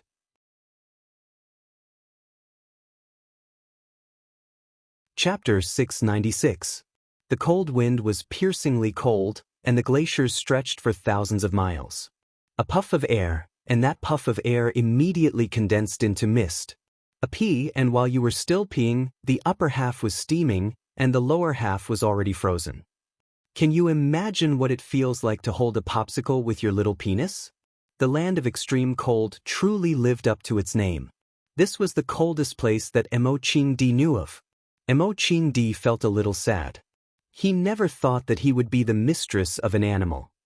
At this moment he was lying on a soft mattress woven from the fur of a snow wolf, making afternoon tea and pastries with all kinds of rare and exotic treasures, and admiring the crystal-clear inverted icicles hanging on the ceiling of the cave. It had to be said that Mo Qingdi's life at this moment was really good. Ever since he and his boyfriend, Ice Dragon, had argued countless times, Ice Dragon had finally realized that humans couldn't just eat one type of fruit. When they ate lava fruits, they also needed to eat other foods to change their taste. Thus, Mo Qingdi's 3 meals a day were lava fruits with baby ginseng, lava fruits with 9-petal snow lotus, lava fruits with red silkfish, and lava fruits with snow snake meat. Every meal was inseparable from lava fruits. However, there were other foods that could be changed, and Mo Qingdi himself was not a very picky man, so he was not dissatisfied with these 3 meals. Not only was he not picky, he was even grateful. Before he met Ice Dragon, he did not have such a standard of living. Treasures like baby ginseng and 9-petals snow lotus, he did not even think about or see them. Fortunately, there was Ice Dragon, and fortunately, there was this little transparent dog. Dragons were all rich, and every dragon had its own treasure vault. Even though Mo Qingdi had never been inside, he knew that this Ice Dragon was just as rich as the 4 seas. Otherwise, how could he continuously bring out so many precious ingredients from the cave? Other than the few things that Mo Qingdi often ate, there were also some new things that made one's eyes light up. The red silk bean, the white transparent volcano scorpion, all of these tasted pretty good, but they were very rare, and could only be eaten occasionally. There were also some unsightly-looking things that Mo Qingdi found hard to swallow. After Mo Qingdi made a gesture to Ice Dragon to indicate that he was not blessed enough to enjoy those things, Ice Dragon did not hold back and swallowed them into his stomach with a curl of his tongue. Living a comfortable life with a gentle and considerate boyfriend, although his appearance was a bit weird. But, was this the happiness she wanted? How is Fang Yen now? How is the Fang family now? Has Fang Yixing been avenged? Every day, Mo Qingdi would ponder these questions. Mo Qingdi still wanted to go back, even though he had once thought that this place of extreme coldness was very suitable for him to use as a burial ground. Go back to the flashes of swords, go back to the hatred of the country, go back to the laughter and tears, go back to Fang Yen and see how the guy who he had treated and nurtured like his own son was doing now. Isn't it too hard for one person to bear the family name alone? If you really feel tired, then just abandon everything and live a carefree life. He wanted to go back and say those words to him. He wanted him to put down his burden and run towards a new life. But he was very clear that he would not be of much help to Fang Yen if he went back with this broken body. Moreover, a lot of hatred was caused by him. If he went back, he would definitely attract the attention of those people. They would also follow him, and Fang Yan's situation would be even more difficult, wouldn't it? He needed the ice dragon's blood. He needed the ice dragon's tendon. At least, that was what that wretched doctor told him. But how could he lay his hands on his savior, Ice Dragon? When it looked at him with a face full of resentment, it always made Mo Qingdi think of it as the image of Fang Yen. No matter what, he could not bear to lay his hands on it, but Mo Qingdi did not give up just because of this. For example, he pricked up his ears and listened carefully to make sure that Ice Dragon was not in the cave. He quickly stuffed the half of the ginseng fruit in his hand into his mouth, got up and walked towards the depths of the cave.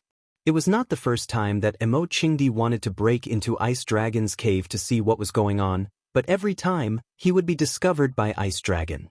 It stood in front of Mo Qingdi, its small eyes staring at him without blinking, as if it was saying to him, "Don't go in, don't go in." Every time he encountered such a situation, Mo Qingdi would smile apologetically at it, then turn around and go back. Ice Dragon acted as if nothing had happened, shaking its head as it followed behind him. When it was cold, it would bring him a piece of snow wolf skin. When it was hungry, it would bring him his favorite red lava fruit. What was in Ice Dragon's treasury? Was there a treasure that could heal his broken meridians? Mo Qingdi wanted to go and see, so he had to go and see. He knew that this was very impolite and very immoral.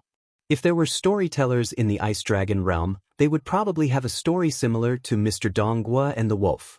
Once upon a time, there was a cute and kind ice dragon. His name was Mr. Donghua. One day, when he was out foraging for food, he suddenly encountered a volcanic eruption. As he ran for his life, he found a human who was also running for his life. In the end, that cruel and shameless human stole his treasure, leaving him penniless. After a period of recuperation, as well as the nourishment of all kinds of nutritious food every day, Mo Qingdi's body had recovered a lot, even stronger than when he first entered the land of extreme cold. When he was practicing martial arts in the morning, sometimes when he clenched his fist, he could even feel a faintly discernible flow of air in his body. Of course, when he wanted to carefully feel it, the flow of air would quickly disappear. He was sure that it was not an illusion. Perhaps it was the effect of those rare fruits. He had indeed recovered some of his strength. Some of the small meridians had already been opened, but the main artery was still broken. Air could not enter, like mud sinking into the sea, unable to make any waves. Mo Qingdi's movements were very fast, his feet lightly bounced on the ground, and his body had already scurried far away. His body was almost floating in the wind, a little like he was riding the wind. After spending so much time with that little transparent dog, even the way he walked was somewhat similar to it. Although Mo Qingdi had never successfully entered the Ice Dragon's treasure cave, he could roughly guess where it was located. Moreover, he had done countless calculations, and according to the Ice Dragon's usual speed and the time it took for it to enter the cave to retrieve the fruits, he could roughly estimate the distance. The cave was deep and narrow, and the deeper he went, the gloomier and colder it became. On both sides of the cave, as well as the ceiling, there were ice sculptures.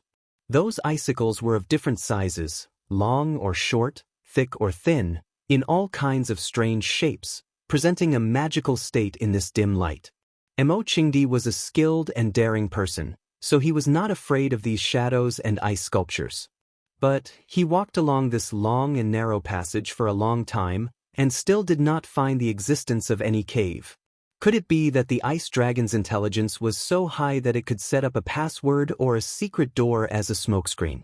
Emo Chingdi's hand touched the cold stone wall, and the icy touch spread throughout his body, but there was nothing he wanted.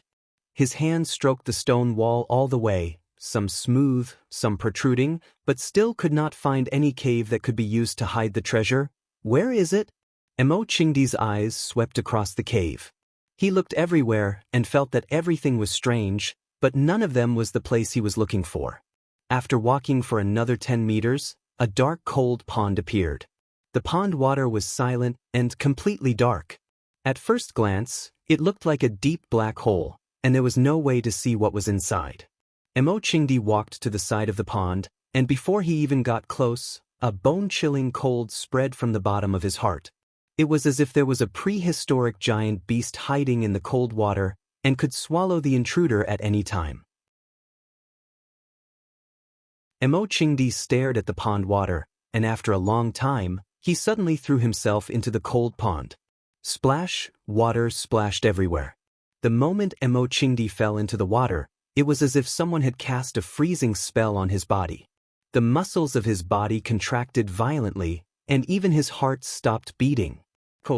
A cold that he had never experienced before. This kind of cold was beyond the limits of human endurance. The gentle and pervasive water was like a sharp knife, incessantly cutting into Emo Chingdi's body. It cut his face, his nose, his eyes, his arms and thighs, and every inch of his body. The icy cold water gushed into his body through his pores. Even the hairs on his body had turned into fine silver needles, stimulating every acupoint in his body with the needles. Because of the self-defense mechanism of his body, when Emo Chingdi fell into the water and was attacked by the cold, his body naturally curled into a ball, like a fried prawn in a pan of oil. When Emo Chingdi's brain gradually regained consciousness, when he was able to think, when he wanted to reach out and swim deeper into the cold pond, he found that his hands could not move and his feet could not straighten. It was as if his whole body was frozen. He was like a zombie, immersed in the bone-chilling cold water, sinking all the way into the endless darkness.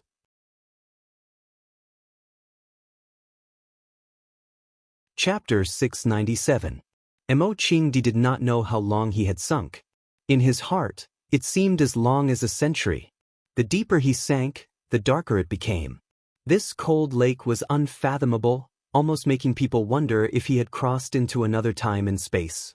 Perhaps the ice dragon was a freak from Jurassic World, and he had followed its footsteps into the dinosaur paradise, and every day he had to avoid the pursuit of various dragons and watch them kill each other.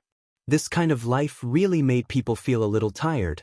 Unable to speak, unable to move his hands and feet, surrounded by bone-chilling frozen water, every part of his body was undergoing this kind of continuous torture. It was really strange. Water at this temperature should have long been frozen. Why was there no ice floating on the surface of this lake? Weak water is not ice. Could this be the legendary weak water that will never freeze? Just as Emo Chingdi was thinking, suddenly there was a glimmer of light in front of him. In this dark and gloomy lake bottom, there was suddenly such a glimmer of light in front of him, like a drowning person grabbing a piece of wood, or a starving person begging for a bun. Emo Chingdi's body followed the undercurrent at the bottom of the lake towards the light, and then with a bang, he fell into a pool. Emo Chingdi's body fell into the pool, and then his head quickly floated up again. Only then did his bound hands and feet regain their freedom.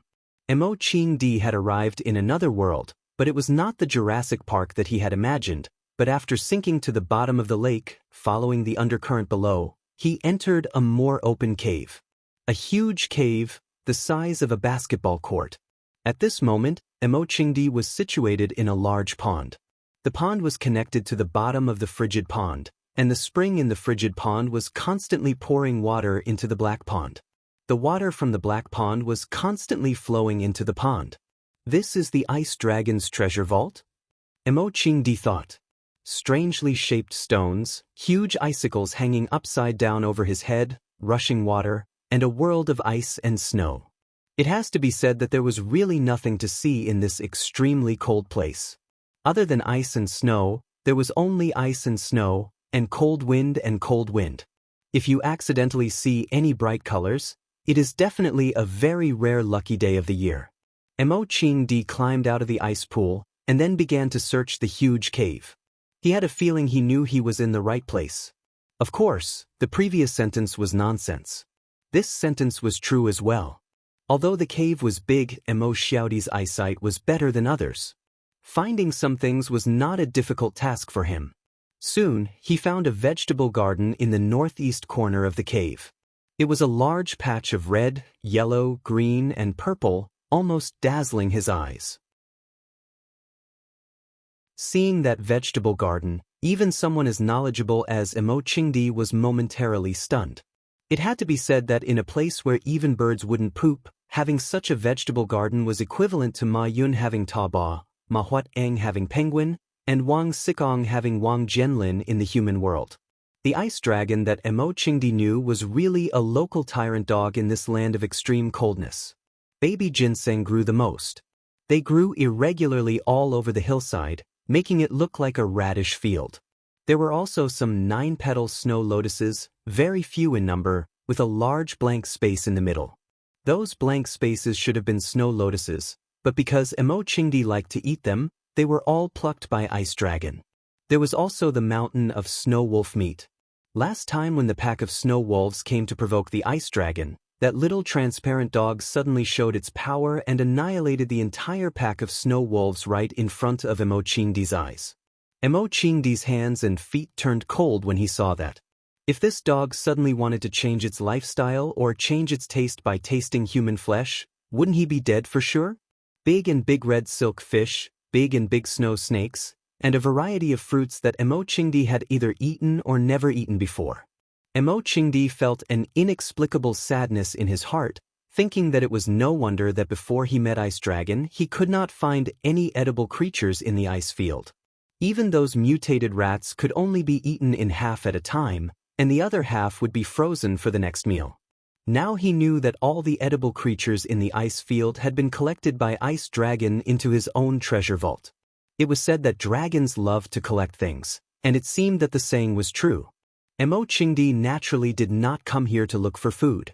Whatever he wanted to eat, Ice Dragon would not hesitate to send it to him. He had confidence in this. Ice Dragon was a very considerate dog. He walked in another direction and stopped at the entrance of a small cave. The reason why he stopped at the small cave was that he was attracted by the golden light inside. Diamonds, a lot of diamonds. White diamonds, red diamonds, yellow diamonds, green diamonds, blue diamonds, brown diamonds that were close to the color of stone, and some strange stones that were unknown but shining brightly. The dragon race liked sparkling things. They liked gold or diamonds. They liked anything that could shine. Although Mo Qingdi had always regarded Ice Dragon as an invisible little dog, he was still a side branch of the dragon race. He had many or all of the characteristics of the dragon race. Greedless. Of course, lust referred to his love of color. As for whether he was attracted to men or women, Mo Qingdi had not yet found out. Based on Mo Qingdi's mathematical skills, he made a preliminary calculation in his mind.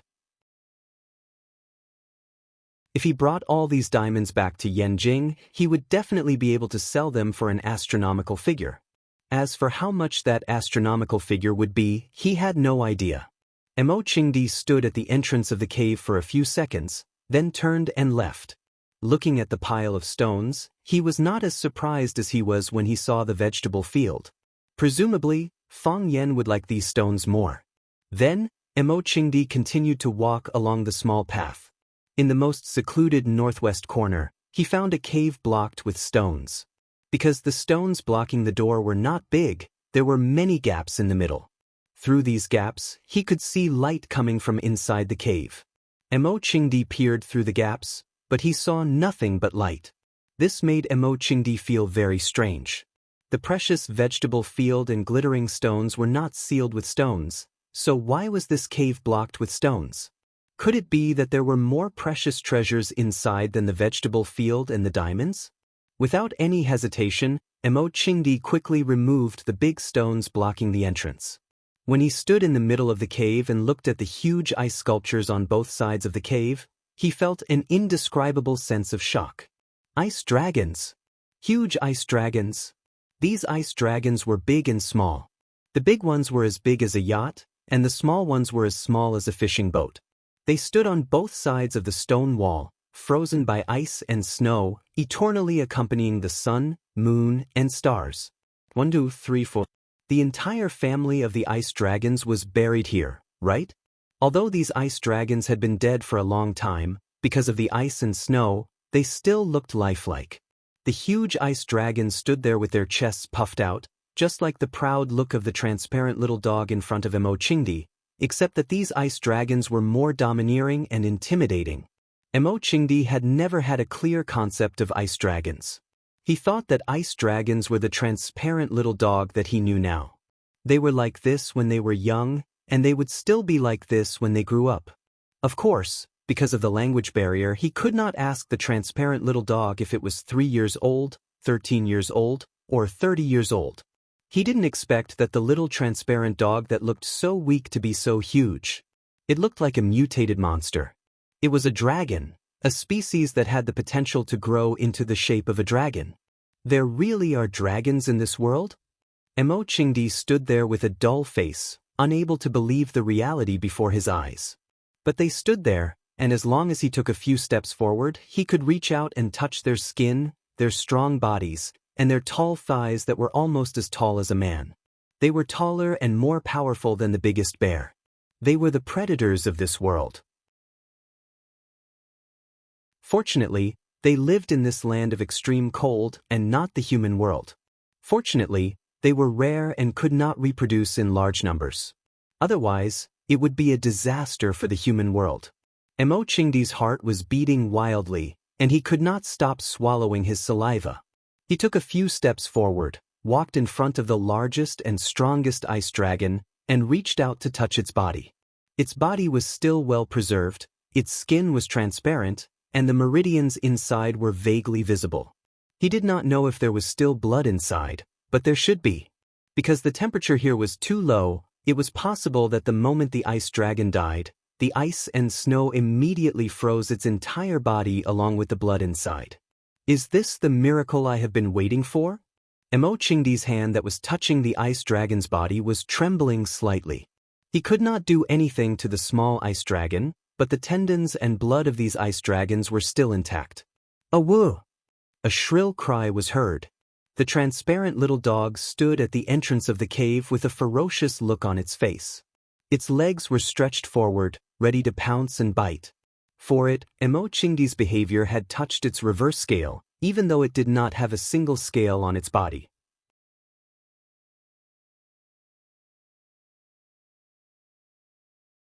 Chapter 698. It was not easy to coax a beautiful woman to bed. Just as he was about to make love to her, her husband came in. Emochingdi's mood was exactly the same as that of a failed rapist.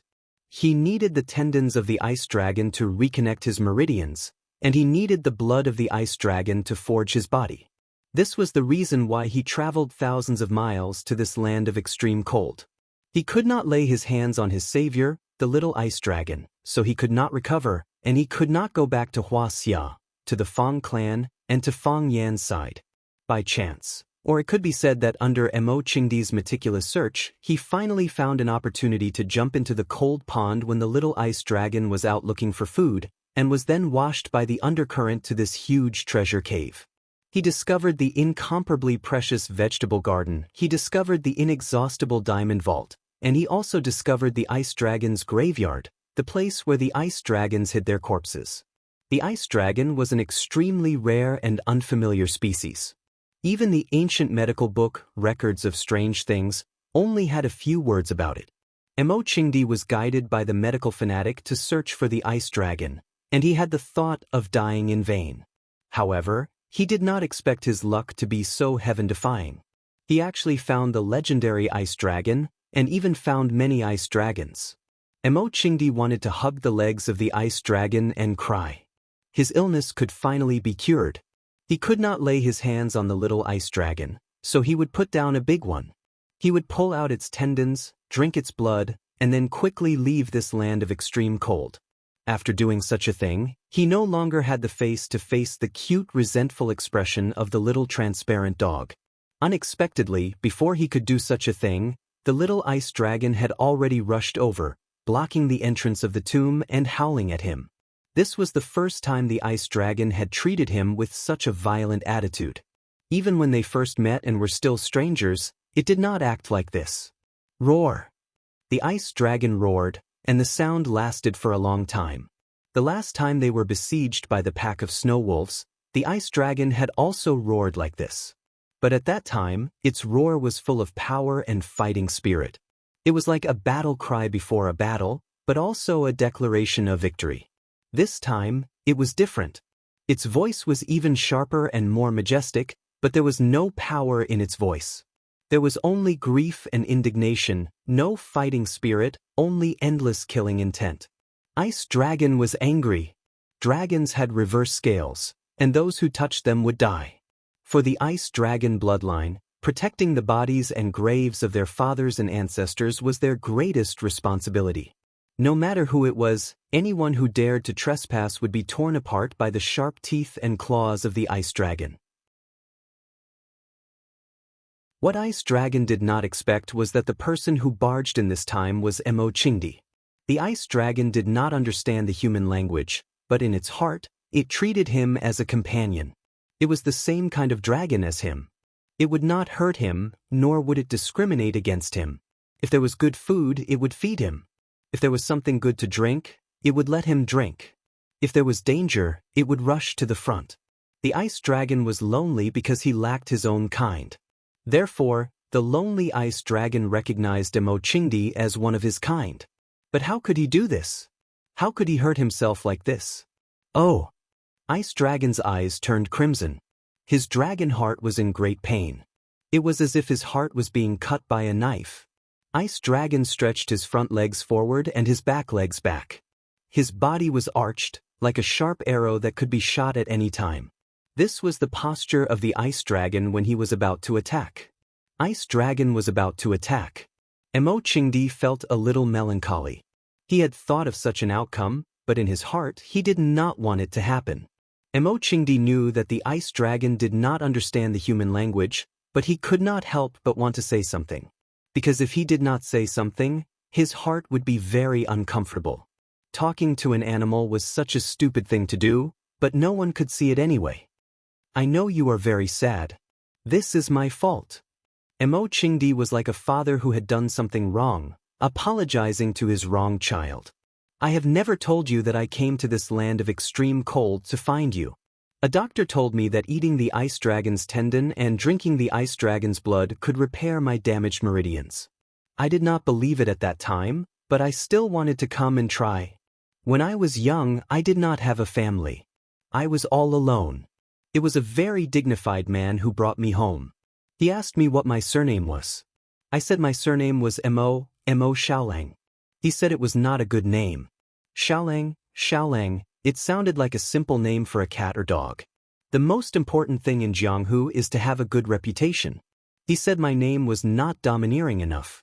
He thought about it and said he wanted to change my name to Mo Chingdi. I like this name very much. I asked him what his surname was, and he said his surname was Fong Hui. I said I could also have the surname Fong. From now on, I will be your disciple.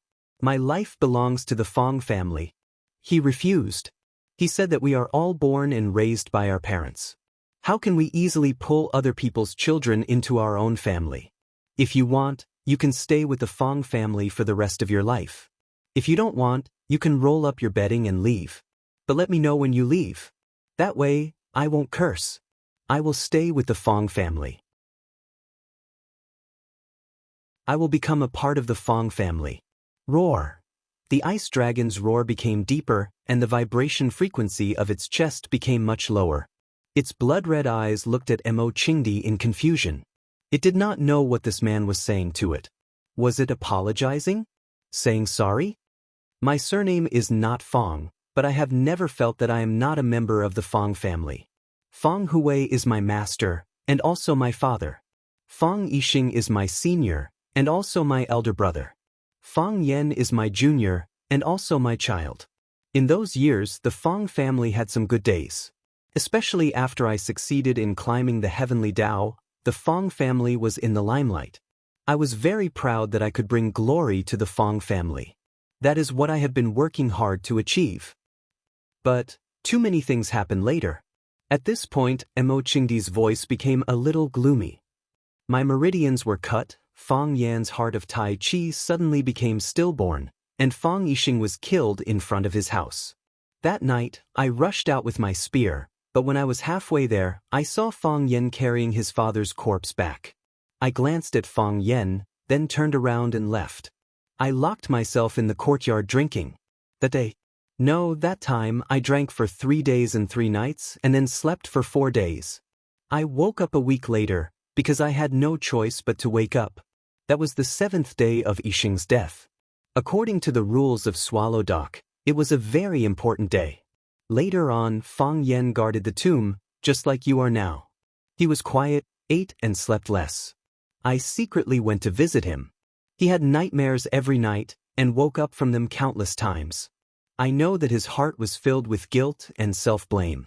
He regretted not being able to protect his father, and regretted not being able to save his father. Actually, I feel the same way as him. No, I feel even more guilty and remorseful than him. He is just a child. Everyone can forgive him for not being able to do these things. However, I am the disciple of the old master, I am Yixing's brother, and I am the same age as him. I should bear the responsibility of protecting the family, but I did not do it. This is hard to forgive. I could not save his son, and he must be very disappointed in me, right? Xia, Azure Dragon, don't underestimate me. Come to think of it, we have some history. You are an ice dragon and I am an azure dragon, but I am also a useless dragon. I know that there are countless people who are laughing at me. There are countless people who are pointing fingers at my back. They are betting that I will never be able to stand up. They are mocking me for not being able to protect the Fong clan and my brothers. At that time, I thought that even if I could not go back alive, I would die outside. I could not let the Fong family suffer more humiliation because of my existence. So, I came to this extremely cold place and I met you. I looked for you for a very long time, and when I found you, I was already in despair. The volcano erupted, and I thought I was going to be drowned by the lava and buried by the glacier. Who would have thought that I would be saved by you? Mo Qingdi looked straight into Ice Dragon's eyes, and with a bitter smile, he said, "We humans have a saying, a drop of water must be returned with a spring of water. You saved my life, and I should give my life to you. But I can't do that. I have to go back, and I have to go back healthy. So, I found this place, and I also want to extract some dragon tendons from your ancestor, and use some dragon blood. I am a villain." Mo Qingdi looked at Ice Dragon and said, "I am a despicable and shameless villain.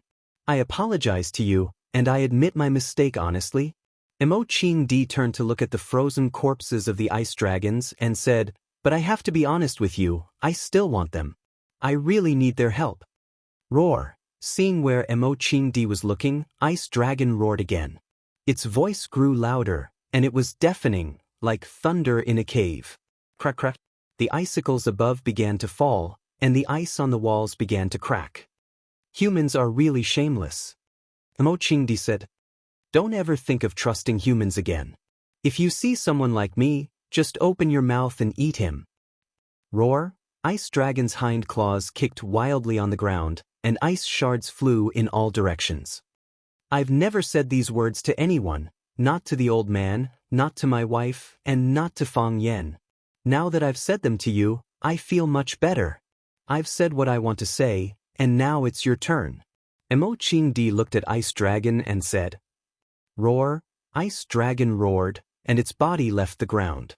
It opened its mouth and pounced towards Mo Qingdi.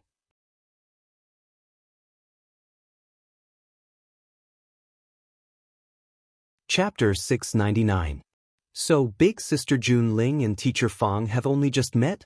I thought you guys knew each other a long time ago. Hearing Li Junling say that he and Fong Yan met at the entrance of the club, Jiang Qin's heart suddenly became a lot happier. She said with a smile, "Sister Junling, I like the private room of Autumn Whispers the most. Every time I come here, I will choose this room. Sometimes I will also go to Starry Sky, but I prefer the name of Autumn Whispers. It sounded like he was whispering to someone on a beautiful autumn day. It gave off a very relaxed and limited feeling. Sister Junling, you are really amazing to be able to think of such a good idea. Li Junling smiled brightly, looked at Jiang Qin and said, if you like it, you can come over often. But you two are too popular now, I'm afraid you won't have too much private time, right? I can always find time. Yuan Lin's long hair was cut short, and her original oval face had become a lot thinner. She didn't look as round as before, but she was more cool and handsome than before. Nowadays, girls like to go on a diet, and as a star, Yuan Lin naturally paid more attention to her personal image. As long as Sister Xia Tian doesn't arrange such a full schedule for us. How can Xia Tian be willing to arrange such a full schedule for you? As far as I know, she has blocked countless schedule announcements for you, and some endorsement contracts that don't match your image, no matter how high the other party offered, were rejected by her. I even joked with her before, saying that even raising 2 daughters is not as attentive as she is to you. She also said that I don't understand, always secretive, and don't know what you are going to do. Li Junling and Xia Tian were best friends, so she naturally knew some things about the Arasima group. In her opinion, she had never seen a boss who treated the company's employees better than Xia Tian. Which boss would cook or make food or pastries for the staff every Saturday and Sunday? At least, Li Junling thought that she couldn't do it. However, she also clearly knew that Xia Tian regarded Jiang Qin and Yuan Lin as her younger sisters, which was also the reason why she was so enthusiastic to the two of them. Sister Xia is good to us, and Sister Junling is also good to us, Jiang Qin said with a smile. After being in the entertainment industry for a long time, some of the way people handled things had obviously changed a lot. She hugged Li Junling's arm and said, Sister Li Junling, I've ordered the nobles here. Would you like to sit down and drink with me? I still have things to do. I'll come over and have a drink with you guys later, Li Junling said with a smile. She looked at Fang Yen and said, Mr. Fang, enjoy yourself. If you need anything, just let me know. Thank you. Thank you for your hard work. Fang Yen thanked them sincerely with a smile. He had a good impression of this girl. Just her demeanor and temperament were enough to make people fall in love with her. Moreover, Fang Yen could see that she was interested in befriending an arrogant woman. If she suddenly put down her pride and became friends with you, you would feel a sense of respect in your heart. Li Junling waved his hand at them, then turned and left. After Li Junling left, Jiang Qin was too embarrassed to come forward and hug Fang Yan's arm again. She looked at Fang Yan and said with a face full of joy, Mr. Fang, your mental state this time is much better than before.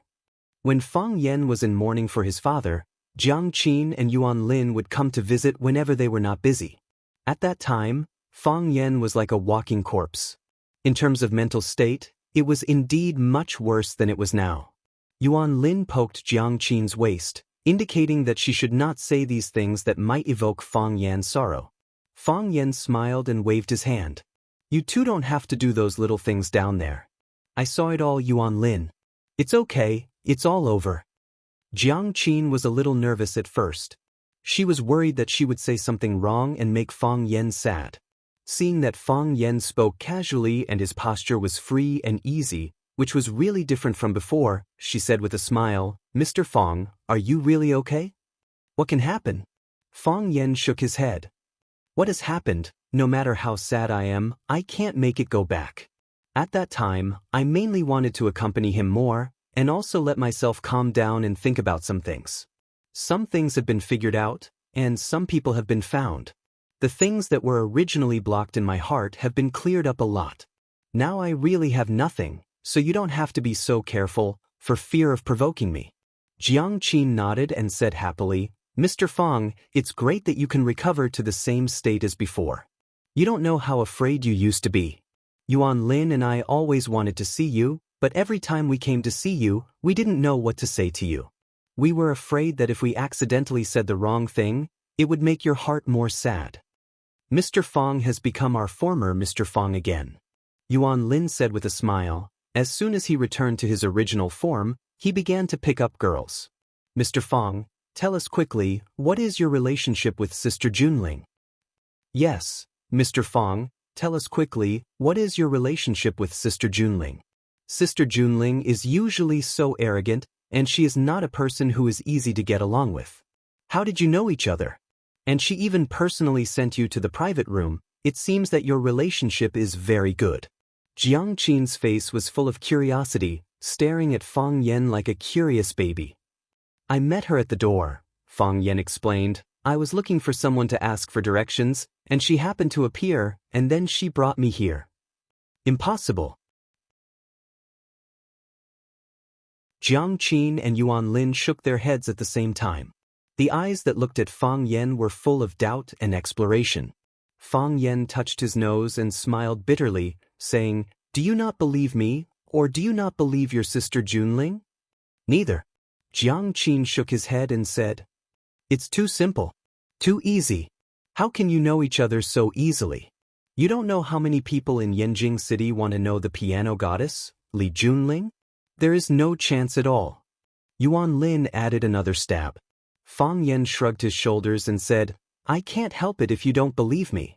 You two little girls invited me here. It can't be just to ask me what's the relationship between me and Li Junling, right?"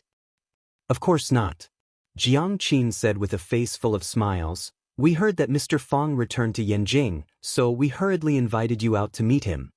Since she knew that you were in Yanjing last night, Kiss seemed to have lost her soul.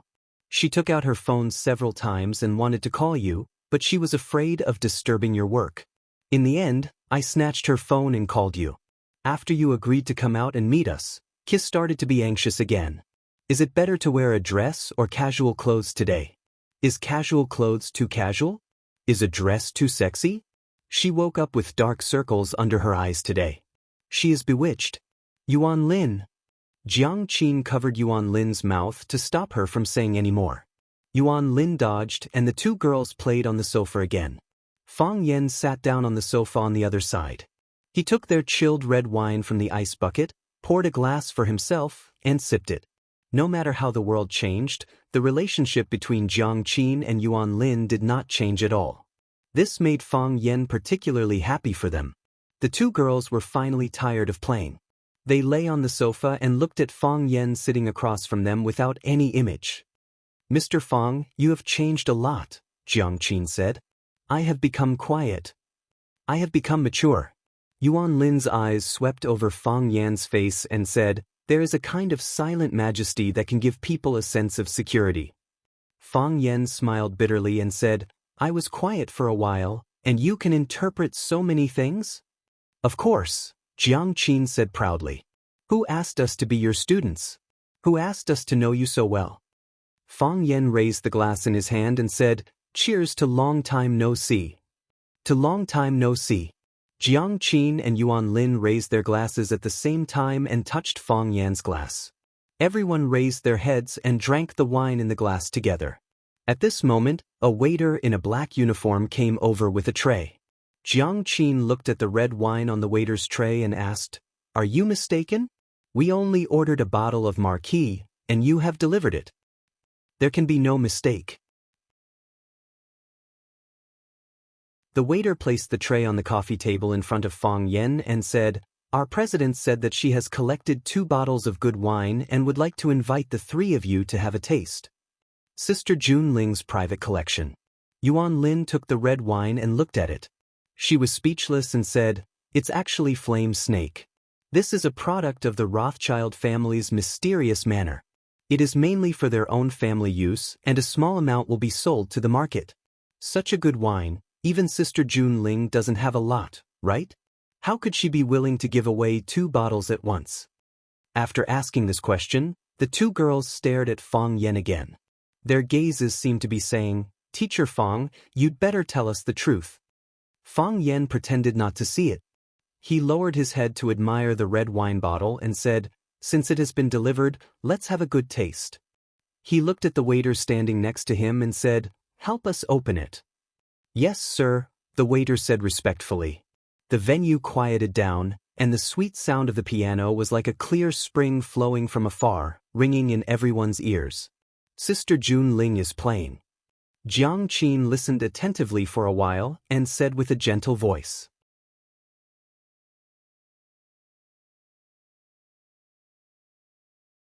Chapter 700. It was like a lover whispering in the ear, or a mother softly singing a lullaby. Every sound was clear, but also seemed to be infinitely far away, roaming the horizon, boundless and boundless. It was light, soothing, and made people drowsy. Yes, there were many people present who were addicted to this music. Their eyes were half closed, and their eyelids were so heavy that it was difficult to keep them open. There were also some people who closed their eyes and leaned on the soft sofa to take a nap while listening to the music. In such a bustling city, to be able to have a comfortable sleep without worries was also an infinitely beautiful thing in life. What Li Junling's Junwei Clubhouse sold was not only character, service, network resources, personal space, but also to lighten the burden. Listening to a little song could remove most of your worries. At least for a while, you could completely relax. In this way, what else could you ask for? In the sound of the piano, a group of young men and women with extraordinary taste came to the entrance of Junling Clubhouse. The leader was a young man wearing black-rimmed glasses. His facial features were as handsome as a sculpture, and his eyes were as deep as the starry sky. There was a charming smile on his face. Any woman who saw him would easily have a good impression of him, and then get lost in his gentle trap. When the man walked to the entrance of Junwei Clubhouse, he suddenly stopped. The people in front stopped, and the people behind also stopped at the same time. Young Master Qin, what happened? A beautiful woman wearing a small black suspender asked aloud. She seemed to have a good impression of this young Master Qin. When she spoke, her smile was bright, and she deliberately showed the charming little dimples on both sides of her cheeks. When she bowed slightly, the front of the small suspender would shrug down. As long as the man slightly lowered his head, he could see the snow-white and tender little white rabbits in his eyes. Shoo! The man made a shushing gesture and said aloud, Junling is playing the piano. When the girl heard this, she still had a smile on her face, but there was a flash of anger in her eyes. When the others heard this, they immediately understood and laughed. So it's sister-in-law playing the piano. Everyone listened carefully. A man wearing a Versace fishnet suit said with a smile. Luo Xiaodao, with your junior high school education level, can you understand our sister-in-law's zither? A man with long hair said with a smile. Stop arguing. Can't you see that our young master accent is already listening attentively? Everyone quieted down and listened to the melodious sound of the piano coming from the club seriously or pretentiously. The handsome greeter at the entrance of the club wanted to invite these VIPs in, but seeing that they were listening carefully at the door, he had to give up the idea. At the end of the song, the handsome young man took the lead in applauding and walked toward Jun Shiwen's office. The young people behind him also applauded. Their applause blended with the applause inside the venue, and the atmosphere became more and more enthusiastic. Next to the $1 million Steinway ruby and ebony piano, Li Junling stood up and bowed deeply to the guests present. When she looked up, she happened to meet the eyes of the young man who was standing in front of her and applauding enthusiastically. Junling, you played so well. Deep feelings can be seen in a calm place, and thunder can be seen in a silent place. Your zither skills are getting better and better.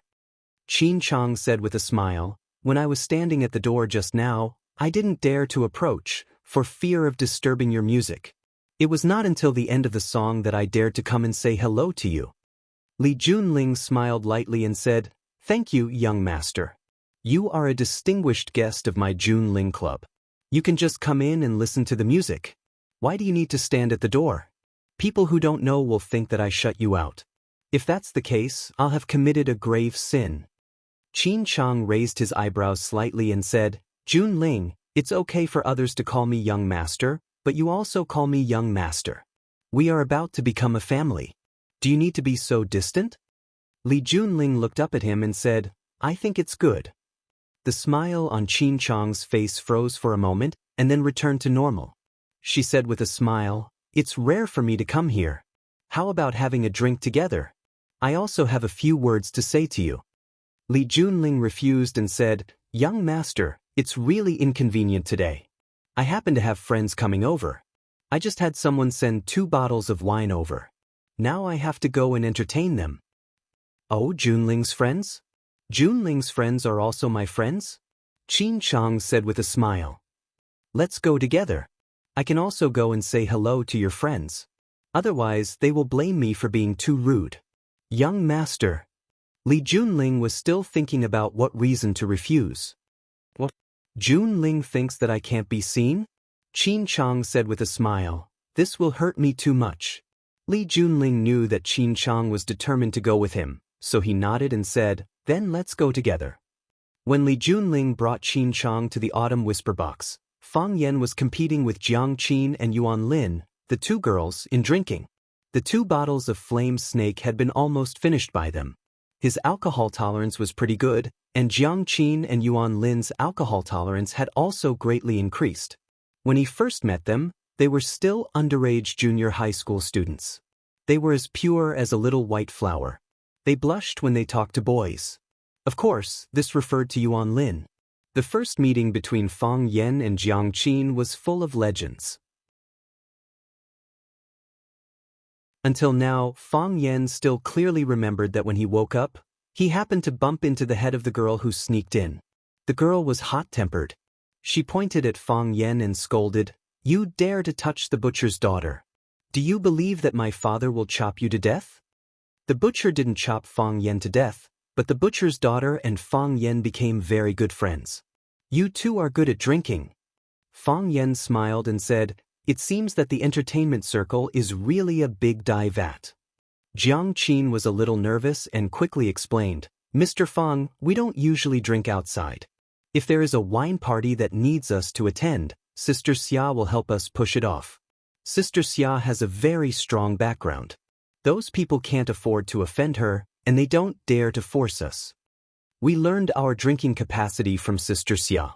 When Sister Xia has nothing to do, she likes to cook a table of dishes for me and Yuan Lin to accompany her to drink."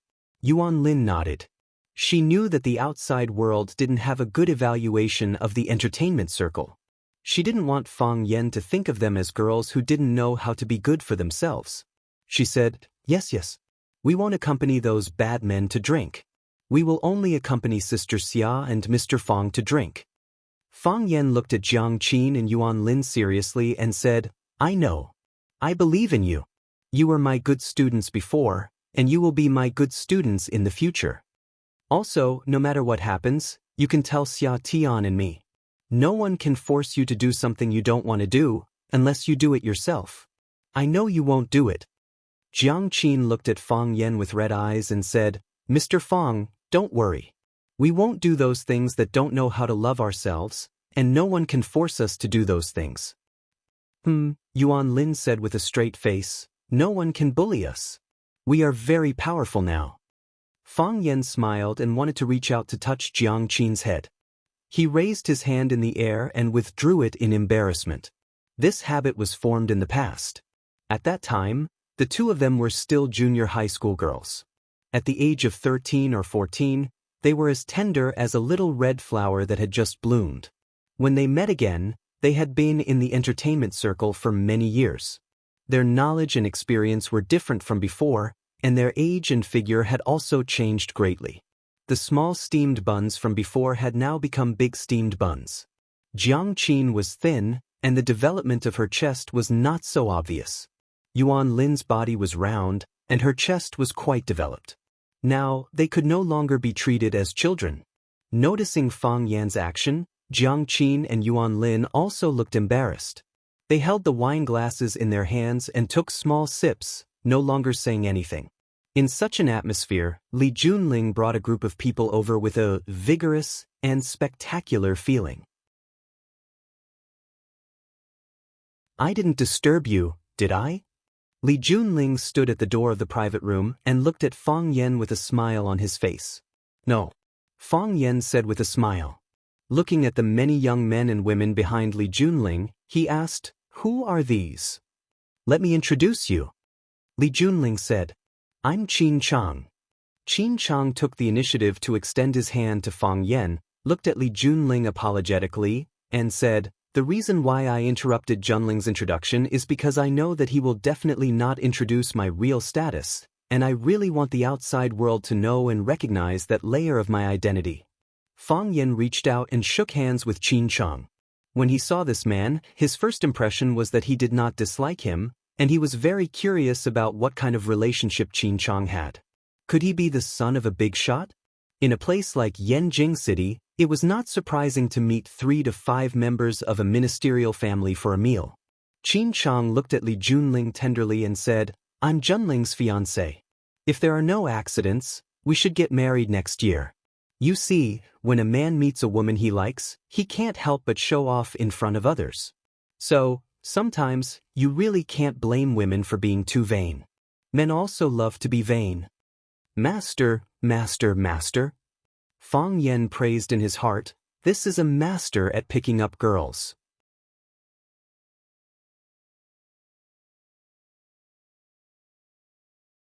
Chapter 701. There is a kind of man who can make women like him and not be hated by men. I'm not talking about Fang Yen. Fang Yen had a lot of friends, but his enemies could line up from Yanjing's General Road to Jingjin's Second Road. He was elegant, witty, and truly considerate of others. Every sentence was to express his love for his fiancée. Qin Chang was indeed the kind of charismatic person who had the ability to kill both men and women. After saying this, the girls behind him looked at him with intoxicated eyes, and even Li Junling's face showed a touch of shyness. In any case, being praised by an outstanding man was an irresistible temptation for any woman. Fang Yen held Qin Chang's hand and said with a smile, "You must be a man who is very popular with girls." "I won't belittle myself on this point." Qin Chang nodded and said, "But I still hope to be liked by the woman I like." You also know that it is very easy for a man to like a woman, but it is very difficult for a man to like a woman. After Fang Yen understood the subtle difference between the words like and like, he nodded approvingly and said, "There are 3,000 waters, but I only take 1 ladle to drink. It seems that we are the same kind of people." Qin Chang shook Fang Yan's hand slightly and said, "Just now Junling didn't have time to introduce you. May I know your surname?" "Surname is not expensive," Fang Yen said. "Surname is Fang, Fang means square. Fang Yen, Yen is the flame of 2 fires. Fang Yen." Qin Chang's face slightly stiffened. Even he, who was good at hiding his emotions, had such an obvious change when he heard the name Fang Yen. He said, "Fang Yen? You are Fang Yen of Huaqing?" "I am also Fang Yen of Yanjing." Fang Yen saw the subtle changes on Qin Chang's face and said, "After all, my hometown is closer to Yanjing, so it belongs to Yanjing." Qin Chang pulled his hand away, and the smile on his face gradually disappeared. There was a strong hostility in his eyes. He looked at Jiang Qin and Yuan Lin, who were standing behind Fang Yen, and said sarcastically, "I've long heard of Mr. Fang's name. I heard that Mr. Fang is young, talented, elegant, and often accompanied by beautiful women. Now that I've seen you today, Mr. Fang, you're really lucky with women, aren't you?" Qin Chang. Li Junling didn't expect Qin Chang to suddenly get mad at Fang Yen. He quickly stopped him and said, "Fang Yen is my friend." Qin Chang looked at Li Junling with a gentle expression.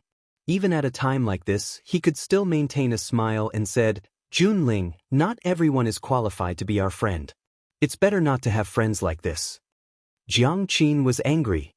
He jumped up and stared at Qin Chang and said, "Hey, how can you say that? Do you have any manners?" "That's right. You say it as if others are willing to be friends with you." Yuan Lin also said, "Who took the initiative to run into someone else's box to get close to them?"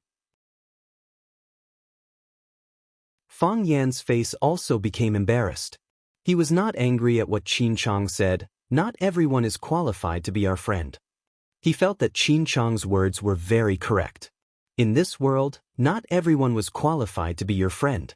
He was angry that Qin Chang said he was lucky with women. Who did he think Jiang Qin and Yuan Lin were to him? Fang Yen stared at Qin Chang and said, "I know you may have heard of me somewhere. Maybe there is some hatred between us that even I don't know about, but if there is anything, come to me. Don't get these girls involved, okay? They're all my girls." They are very clean and pure children. Qin Chang sneered and said, "If that's the case, of course, it can't be better. However, your character is obviously not so trustworthy. You already have a girlfriend, but you hook up with other women. I'm afraid it's not so easy to be a phoenix man." Fang Yen looked at Qin Chang and said calmly, "If you don't tell me clearly, I will let you see me clearly."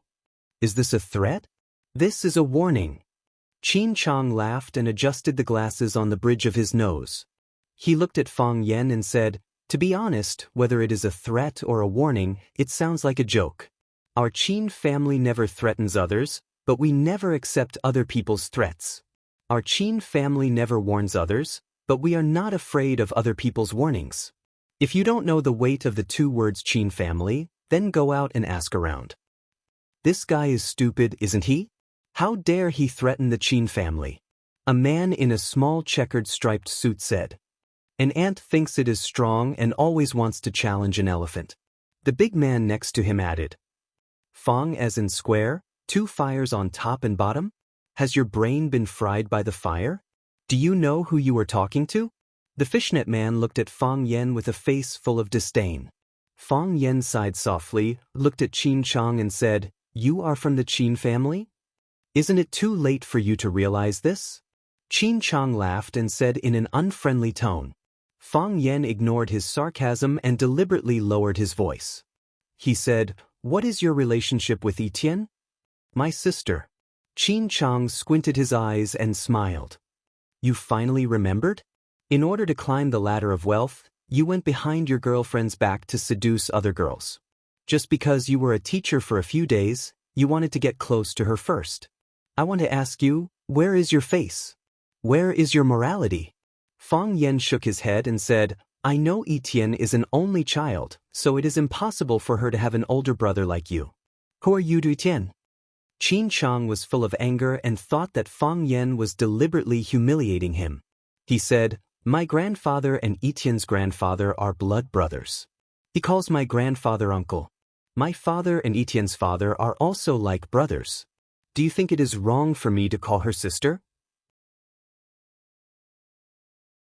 "I am not sure whether it should be or not. This is Etienne's business. If she thinks it should be, then it should be.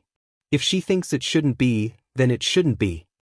Fang Yen looked at Qin Chang with a serious expression and said, "I know where your hostility towards me comes from, and this is also something I've always wanted to explain to the Qin family.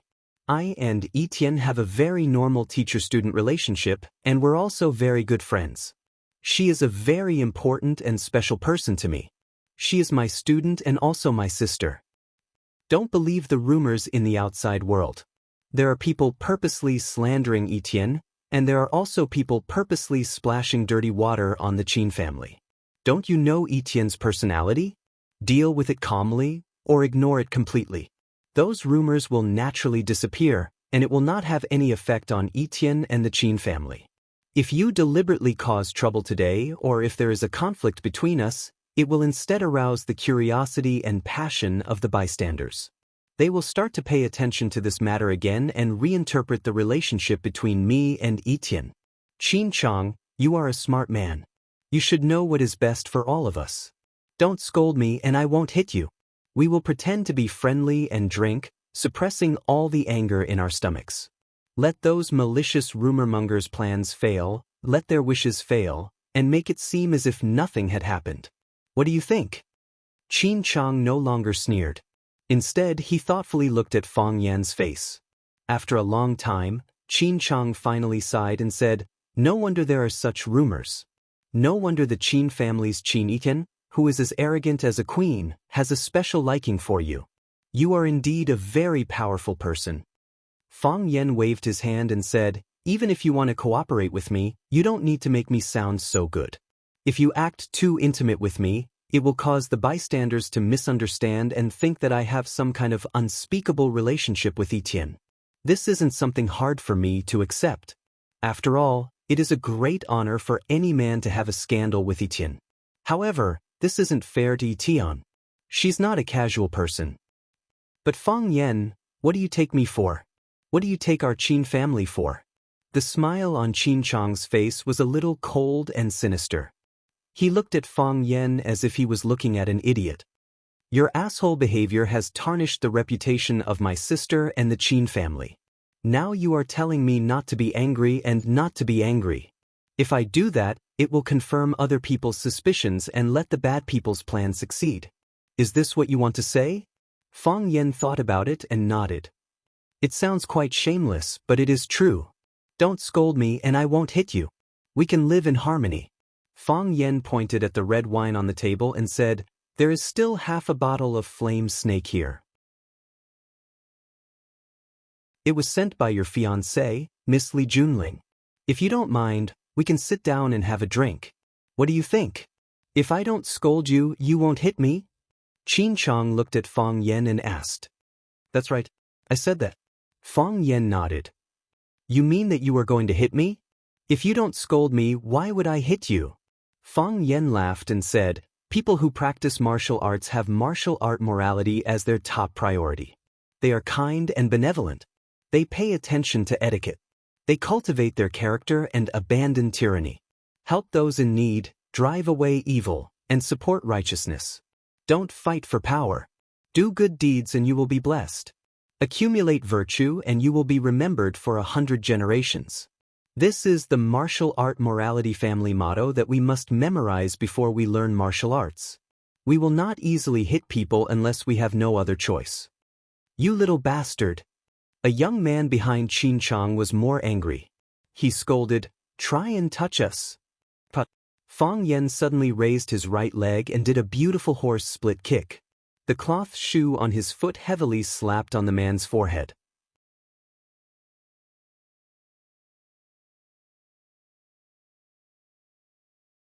Chapter 702.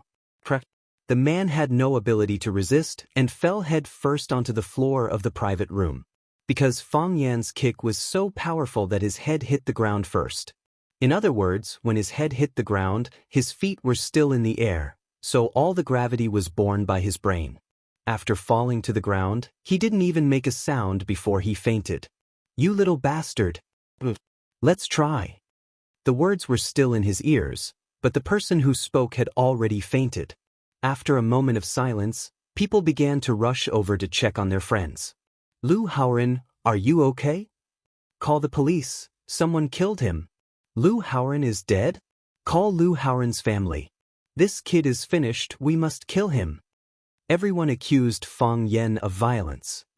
F*CKU. Someone opened his mouth, wanting to insult Fang Yen. Fang Yen glanced over, and that man immediately shut his mouth in shock. His body even took 2 steps back. After seeing Fang Yan's kick, they didn't want to become the next Lu Haoren. How could you? The young man took a step back and felt that it was embarrassing to be so cowardly in front of everyone. He stepped forward again, gritted his teeth, and shouted, how could you hit someone? Fang Yen looked at him with a smile and said, we are all people of quality. How good would it be to kick him down? Open your mouth and shut your king bastard. That will affect your image. Qin Chang stared at Fang Yen with sharp eyes and said, Fang Yen, is this your attitude when dealing with things? I'm going to disappoint you again, right? Fang Yen said, it's strange. There are always people who think that I should admit defeat, apologize, and take a step back to make peace. But I'm clearly not wrong. Why should I admit defeat? Why should I apologize? Why should I take a step back to make peace? If I take a step back the first time, there will be a second time, a third time, and even retreat will become a habit, an instinct. In that case, I may lose the courage to take a step forward forever. Qin Chang glanced at Lu Haoren on the ground and said, so, in order to show your courage, you directly knocked him out. I didn't hit him to prove my courage, Fang Yen said. When he scolded me just now, he asked me to touch him. So, I touched him. He was shouting so loudly. You should have heard it, right? Fang Yen said. Fang Yen. Qin Chang adjusted his glasses like an enraged leopard. His abdomen was buzzing, and he shouted Fang Yan's name in a low voice. When Li Junling saw the conflict between Fang Yen and Qin Chang, he hurriedly tried to mediate. He looked at Qin Chang and said, Qin Chang, Fang Yen doesn't have any evil intentions. Let's just let this matter pass. Just take it as giving me some face, how about it? Qin Chang looked at Li Junling with a gentle look in her eyes, but she couldn't hide the anger in her voice. Li Junling, you are my fiancé. I am willing to give you face and protect Li Junling's reputation with you. However, if I let this matter go, how am I going to explain it to the Qin family? How is he going to explain this to Lu Haoren, who was knocked out by him with a kick? It's not that I don't give you face, it's that he doesn't give me face. I gave you face. Fang Yan said, when I knew that you and Qin Etian were relatives, I already wanted to save face for you. I didn't want to quarrel or fight if I could. I also said at that time that if there was any conflict between the two of us, it would confirm the bad rumors in the outside world, which would be bad for Etian and your Qin family. And the result?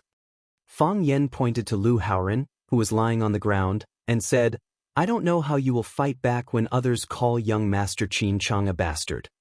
Fang Yan, don't go too far. But he called me a bastard, so it's natural for me to kick him. Do you think it's too much? It's his fault for insulting others. But he is still young, and it's understandable for him to be impatient. Qin Chang helped Lu Haoren explain. This sentence was said to Lu Haoren, who was in a coma, and also to his friends who were still awake. At least, he wanted to let them know that he was on their side. Moreover, he was trying to help Lu Haoren get out of the blame. Fang Yan grinned and said, if being young is a capital to make mistakes, then I'm also quite young, so it shouldn't be a problem to beat him up, right? Jiang Qin and Yuan Lin were originally worried that teacher Fang Yan would be at a disadvantage, and their faces were as bitter gourds on the vine. When they heard Fang Yan shamelessly say that he was also very young, they couldn't help but laugh. This was the Fang Yan they knew, this was the Mr. Fang they knew. Mr. Fang, he really had to come out. 3 years of silence, 3 years of suffering, finally all passed. Not only Jiang Qin and Yuan Lin, even Li Junling's little face was twitching. She couldn't help but want to laugh, but because of Qin Chang's identity, she could only suppress it. Therefore, the skin of her slender neck was squeezed into a light pink, and the blue tubes were also slightly protruding, faintly discernible. Qin Chang was infuriated by Fang Yan. He had come into contact with countless people and had many conflicts with them or backstabbed them. However, he had never met a scoundrel like Fang Yan who pestered him endlessly. When facing Fang Yan, he was like a mouse trying to pull a tortoise. He didn't know where to start. The tortoise retracted its head into the tortoise shell, and Fang Yan because every part of him was extremely sharp. He was shameless and had no bottom line. Scolding him was a compliment, and he might not be able to beat him. Fang Yan looked at Qin Chang and said, I understand how you handled it, and I hope you can understand my situation. Qin Etian and I are innocent. People outside are tarnishing his reputation, tarnishing the reputation of your Qin family, and you also want to tarnish your own reputation? Don't try to scold me, I will beat you. Don't try to beat me, you can't beat me. And don't try to scare me with the tiger skin of your Qin family. Do you know Jiang Junling? He has disappeared without a trace. That's because he doesn't dare to come out to see me. When he comes out, I will still beat him. Even Jiang Junling can't do anything to me, what can you do to me? Fang Yan. Qin Chang was already beginning to gnash his teeth. Oh, I almost forgot to tell you something, it is the matter of Jiang Junling that I just mentioned. I went to see the old man of the general family, Jiang Shifu, and he is a sensible old man. He knows that his grandson has done very bad things, and is worse than a beast. He said that he wanted to strangle this unfilial grandson with his own hands. But the old man is pitiful and can't see that unfilial grandson, so he said that he will be expelled from the general family, and his name will be removed from the family tree. In the future, even if he dies, he will not be able to enter the ancestral hall or the ancestral grave of the general family. He will be a lonely wild ghost for all eternity. It had to be said that the news that Fang Yan threw out was extremely shocking. Qin Chang was so shocked that he couldn't speak, and the others all opened their mouths wide in disbelief. You are saying that the old man was expelled from the general family by Jiang Junling? What bad things did he do? Why did the general family remove him from the family tree? That's impossible, right?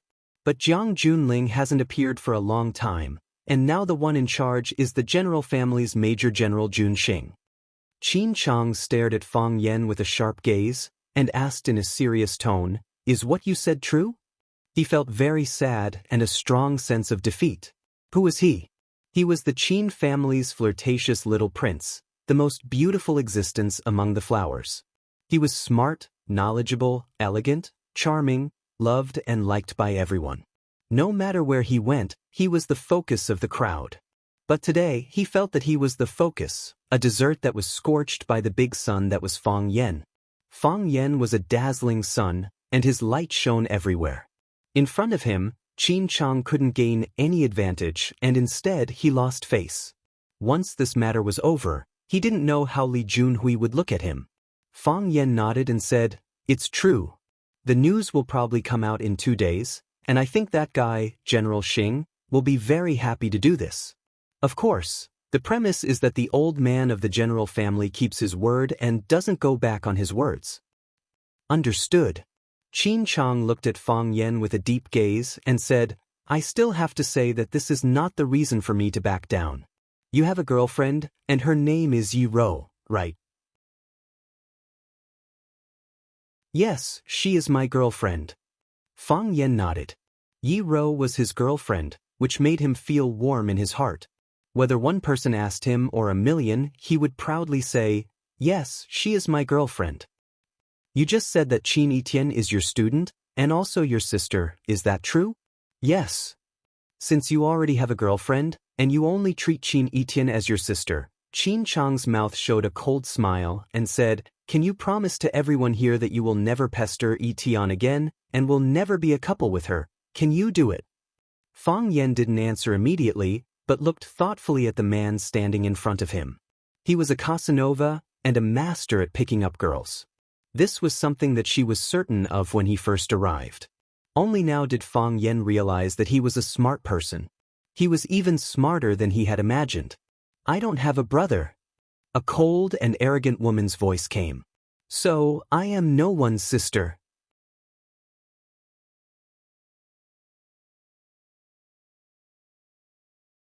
Chapter 703. Qin Chang was a smart man. Generally, the younger generation who could be pushed to do something by the family wouldn't be too bad. First, he used Fang Yan's own words to shut Fang Yan's mouth, confirmed the teacher-student relationship between Fang Yan and Qin Etienne, and then asked Fang Yan to promise in front of everyone that he would never have any affair with Qin Etienne in the future. There were 2 advantages to doing this. One was that the rumor that Qin Etienne was a third party was cleared, and Qin Etienne and the Qin family were innocent. The other advantage was that it was confirmed that Fang Yan would never have any chance to have any relationship with the Qin family in the future. Fang Yan was Fang Yan, and the Qin family was the Qin family. In this way, he could always maintain his pride in front of Fang Yan, and when he wanted to do something, he could make sure that he could surpass Fang Yan in terms of resources and connections. Qin Chang didn't like Fang Yan. He didn't like him at first sight. He thought that Fang Yan and he were the same kind of people, the same kind of men who pretended to be pretentious, cheap, and good at hiding their emotions and real thoughts. Such men were very dangerous, and he thought that he was also very dangerous. Of course, Fang Yan was more dangerous. He could kick people until they fainted. He couldn't do this kind of thing. It was not that he didn't want to do it, but his legs couldn't kick so high. Therefore, it was the best thing for the Qin family to cut off the relationship between Fang Yan and the Qin family. Fang Yan understood Qin Chang's intention, so he thought that this guy was a smart man. If he removed the dirty words from Qin Etienne and the Qin family, he would do a good job, and the Qin family would naturally compensate him and reward him. He kicked him out of the Qin family's big ship and let him fall into the sea to swim naked, which was in his personal interest. And to do these things, he just needed to explain it in public. Of course, Fang Yan could go back on his words in the future, but at that time, his character and credibility would naturally be questioned by the public. Fang Yan had to answer the question directly. For the sake of Qin Etienne's reputation and Yi Rou's face, he had to give a clear answer that was in line with the interests of Qin Chang. He and Qin Etienne were only teacher and student, and they would never be a couple. In this way, Qin Etienne's mistress label would be removed, and Yi Ruru would feel comfortable knowing how to deal with this matter. Which woman would like to hear that her boyfriend had an affair with another woman? It was precisely because he understood Qin Chang's thoughts that Fang Yan was not willing to walk into the trap so easily. He had inherited his grandfather Fang Hui's craftiness. He would rather die than suffer a loss and desperately take advantage of others. It's natural for me to take advantage of you, but if you want to take advantage of me, then there's no way we can close this deal. When Fang Yan was about to give an answer that could perfectly solve all the problems and give Qin Chang a fatal blow, he heard a familiar woman's voice. I don't have an elder brother, and I can't be anyone's younger sister. The voice was cold and arrogant, giving people a feeling that it was aggressive. People hurriedly turned around and saw a woman in a modified black knight suit, who looked like a handsome young knight, striding towards them in black leather boots. The woman's hair was coiled up high, revealing a slender neck like a swan. Her face was delicate and flawless, and her bright eyes were like the brightest stars in the night sky. She didn't wear any makeup, but she was born with heavy colors and thick ink. Even if she didn't hold it in, she had a kind of breathtaking majesty. The word majesty was not a good thing to be used on a woman. However, when it was used on this woman, it made people feel that it was a matter of course. She walked so simply, as if she was leading an army of thousands of horses and horses. Everyone who saw her felt an oppressive sense of urgency. Aura. This was the legendary aura of a person. Because the private room was already crowded, she stopped at the door of the private room. She looked through the crowd and unscrupulously fixed her eyes on Fang Yan's face. She said, I'm not your sister, and you're not my brother. Fang Yan touched his nose and smiled bitterly. Why is this young lady here? It couldn't be cut, and it was messy. It seemed like things were going to get more and more complicated this time. The arrival of Qin Etienne naturally attracted countless people to watch. Not to mention her current status in the Qin family, just the title of the first beauty in Yanjing was attractive enough. Wow, is that Qin Etienne of the Qin family? So beautiful! I heard that most of the Qin family's business is managed by her now. She is going to take over the Qin family. I don't understand why she wants to be a mistress. Who is qualified to let a woman like her be a mistress? Could it be the one from the Jiang family? Qin Chang did not expect to meet Qin Etienne here. Although he was a few years older than Qin Etienne and could indeed be considered as Qin Etienne's brother, he was still a little timid in front of Qin Etienne. He smiled and said, Ian, why are you here? Qin Etienne looked at him expressionlessly and said, My friend is here, why can't I come? Qin Chang adjusted his glasses and said with a warm smile, I wonder which one of you is Etienne's friend? Fang Yan cursed in his heart. You already know those rumors, but you still don't know who is Qin Etienne's friend? It's still me. I'm Qin Etienne's friend. Except for those who are not my friends, the rest are my friends, Qin Etienne said. Qin Chang said with a serious expression, Ian, if it's someone else, I won't say much. But there are some very bad rumors in the outside world, which are very bad for your image and the Qin family's reputation. I think it's necessary for you to avoid suspicion. Qin Etienne looked at Qin Chang and asked, Are you saying that I am Fang Yan's mistress? It's good that you know this. Anyway, I think those rumors are groundless. You can't say that it's groundless, Qin Etienne said. Fang Yan's brows twitched. He had a bad feeling about this. Before he could stop it, Qin Etienne had already continued, I really like Mr. Fang. But everyone turned to look at Qin Etienne in disbelief. Before this, they had more or less heard some rumors about Qin Etienne being a mistress, but subconsciously, they would not believe it. What kind of person was Qin Etienne? How could someone like her be someone else's mistress? In this world, what kind of man could make Qin Etienne be willing to be a mistress? Because Qin Etienne was too outstanding, this kind of rumor did not have much of a market.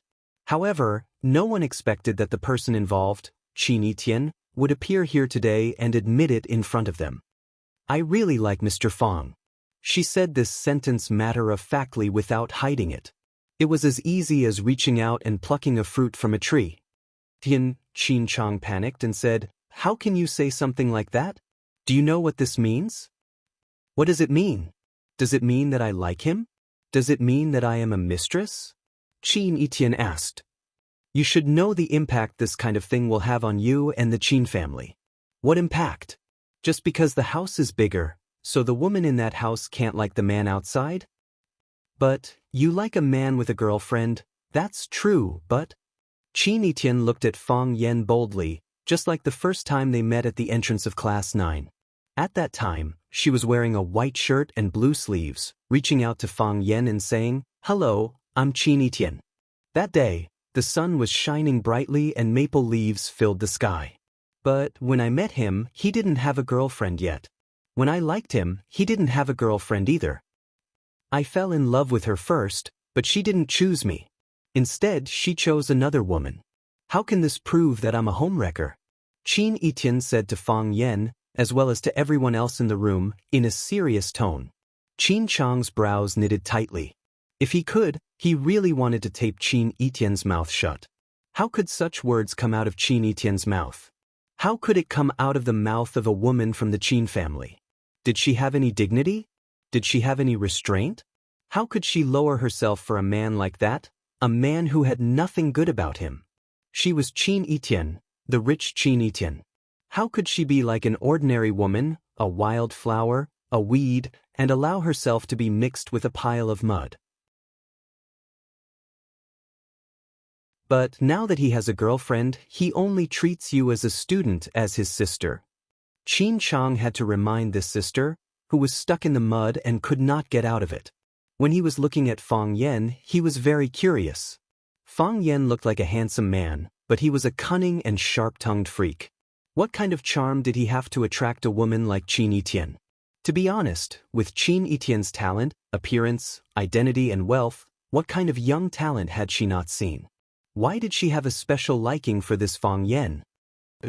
Qin Etian nodded. I'm just a loser, like countless other losers in the field of love. I don't know where my love came from, and I love deeply. How could such a person become a mistress?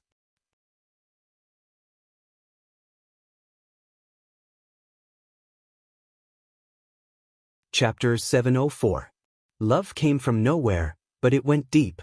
Fang Yen stood there, looking at this proud girl who was loved by many people. He felt like he had just eaten an unripe plum. It was sour and sweet. Everyone had vanity. Fang Yen had to admit that he was very happy to be pursued and liked by Qin Etian, who was excellent, beautiful, and one in a billion in terms of family background and ability. Even if all the beautiful words were used on her, Fang Yen would not feel that it was too much. It was a sweet feeling. However, Fang Yen already had Yiro. He already had his destined girl. He and Qin Etian could only be teacher and student, friend and confidant. That was all. He appreciated the girl's love and was touched by her true feelings. However, they could only be two passers-by who were not destined to be together. You met me and I met you. Then they passed each other. At the beginning, they might miss each other. However, as time went by, they gradually lost each other's information. Then the familiar face in their minds gradually became blurred. One morning, they suddenly woke up and felt that they had lost something. However, they just could not remember what they had lost. At that time, they completely disappeared from each other's lives. It was as if they had never met each other. This feeling was so sour that it made people want to cry. Fang Yen did not know how to respond to Qin Etian's words. Even Qin Chang did not know how to respond to Qin Etian's words. She was so straightforward and did not hide her feelings. She knew it was wrong, but she did not know how to criticize her. Because you like someone, you have to bear the name of a mistress. Qin Etian said with a wry smile, but even so, can it make me not like him anymore? Impossible. Qin Etian looked at Fang Yen and said, what does it have to do with me if others scold me? They are not even qualified to stand in front of me. How can I care about their opinions? Of course, I don't like to be bullied, so I might not be able to take revenge on everyone, but I will take revenge on people I don't like. Those who insulted me, I'll let them seek their own humiliation. Those who insulted me, I'll return it 100-fold. I never make promises easily, but every time I make a promise, I will do it 100%. Everyone looked at each other and then looked at Qin Etienne in horror. They knew that this was a threat, but they had no choice but to accept it. She was Qin Etienne. Whether it was asking for humiliation, or paying it back 100-fold, it was not too difficult for her. She could do it. However, Qin Etienne was a little abnormal today. Although Qin Etienne was extremely intelligent and every business operation could be called a miracle, he was kind to others and was willing to make money with everyone to achieve a win-win situation. Whether it was her business partners or her employees, they all spoke highly of her. Some said that she was a real aristocrat, and some said that she was like a princess. But today, Qin Etienne made a threat in front of everyone, like an enraged female leopard. Their eyes shifted to Fang Yan's face. Could it be that everything Qin Etienne did was to protect her lover? Qin Chang was not old, and most of the people who played with him were also very young. They were the same age as Fang Yan, but at this moment, their hearts were filled with envy and jealousy towards Fang Yan. To be able to make the goddess in their hearts so wholeheartedly protect a person, even if they were to become ghosts, they would still be happy. Qin Etienne looked at Qin Chang and said, "Your friend is injured. Shouldn't you send him to the hospital?" Qin Chang's expression was slightly stiff, but soon he grinned and said, "Yes. Howren is not feeling well. I don't know what happened, but he suddenly fainted. Maybe it's because of anemia. His physical condition is too poor. I have to send him to the hospital." Qin Etienne nodded and said, "See you." Qin Chang took a deep look at Fang Yan, then turned and walked out of the box. The handsome men and beautiful women who followed him did not dare to breathe since Qin Etienne came. Seeing Qin Chang turn and leave, they hurriedly picked up Lu Haoren, who was still unconscious, and ran outside. Li Junling hesitated for a moment and said to Fang Yan, "Mr. Fang, I'm sorry to disturb you. I didn't expect such a thing to happen. I hope you can have a good time." Fang Yan looked at her with a smile and said, "It's good that you didn't expect it. You didn't expect it, and we didn't expect such a thing to happen. Everyone is very unwilling." Li Junling nodded and said to Qin Etienne, "Miss Qin, goodbye." "Goodbye." Qin Etienne nodded indifferently and said. Others praised Li Junling as the piano goddess of Huaxia, but she didn't care about any gods. With the huge background and strength of the Qin family, as well as the huge resources of its media empire, she could be the god of creation. Whoever she wanted to make a god would be a god. Li Junling said goodbye to Jiang Qin and Yuan Lin, then turned and left the box. When she walked out, he was very considerate and helped to close the door of the box. Qin Etienne walked to Fang Yan and said, "This woman is not simple." Fang Yan smiled bitterly and said, "How can there be a simple woman in this place?" Qin Etienne was sure that Fang Yan understood the situation, so he didn't say anything more on this topic. He looked at Fang Yan and asked, "What were you going to say just now?" "I haven't thought about it yet," Fang Yan said. "Is everyone in the Qin family so powerful?" "There are a few very powerful people in the Qin family. You should be careful when you meet them in the future. Qin Chang can only be regarded as a medium talent. His purpose is too obvious, and he is eager for quick success. This time, he didn't do a good job." Qin Etienne commented without any emotion. Standing at her level, she wouldn't overestimate Qin Chang, nor would she deliberately belittle the other party. Moreover, the person who asked her this question was Fang Yan, so she needed to say her real thoughts. He shouldn't stand up against you at this time, whether for public or private reasons. Since he has done such a thing, it proves that he doesn't regard me as his sister in his heart, nor does he put the Qin family in the first place. Isn't it too stupid to expose his position so easily? You have explained the reason to him clearly, but he is too selfish and makes a joke of himself. I wanted to say a few words to him, but after all, he is a few years older than me. If I make him embarrassed, others will laugh at him. It's better to send him out. What the eye doesn't see, the heart doesn't grieve. I think I have explained it clearly, but he may not have heard it clearly. Fang Yan said with a smile, "You know, I have an unpleasant face. Everyone wants to step on me when they see me. I really have no choice. I really didn't want to hit him just now." If you don't hit people, you are not the Mr. Fong I know. Qin Etian chuckled, and then turned his eyes to Jiang Qin and Yuan Lin, saying, "We haven't seen each other for a long time, have we?" Jiang Qin and Yuan Lin were no strangers to Qin Etian, especially during the 3 years when Fang Yen was in mourning. They had met Qin Etian many times in Swallow Dock. But they couldn't fall in love with Qin Etian. In contrast, they preferred Yi Ro, because Qin Etian's aura was too strong. She didn't say anything, didn't do anything. She simply stood there, but it made people feel that she wasn't the same kind of person as them. Of course, Jiang Qin and Yuan Lin also knew that they were not the same kind of people. Yi Ro was different. Although she looked cold, she was extremely kind and gentle. She would teach them all kinds of knowledge, ask people to prepare delicious food for them, and take care of them at the right time. They knew that Qin Etian and Yi Ro were competitors. If they had to choose, they would naturally support Yi Ro. Of course, no matter whether it was Qin Etian or Yi Ro, Jiang Qin would not support them. She only supported herself.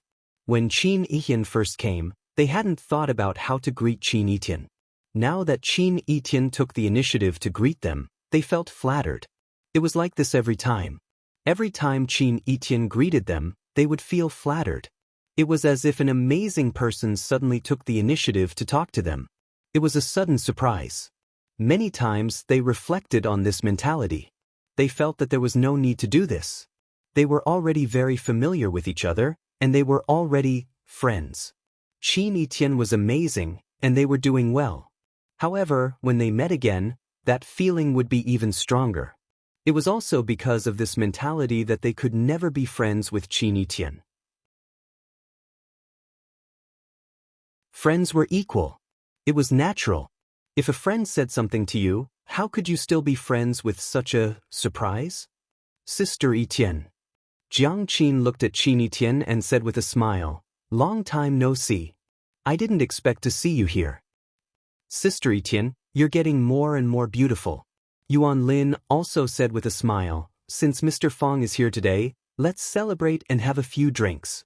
Qin Etian nodded and said, "Of course. I haven't drunk in a long time. Moreover, I said so many embarrassing things just now. If I don't drink some wine, how can I tell others that I speak the truth after drinking?"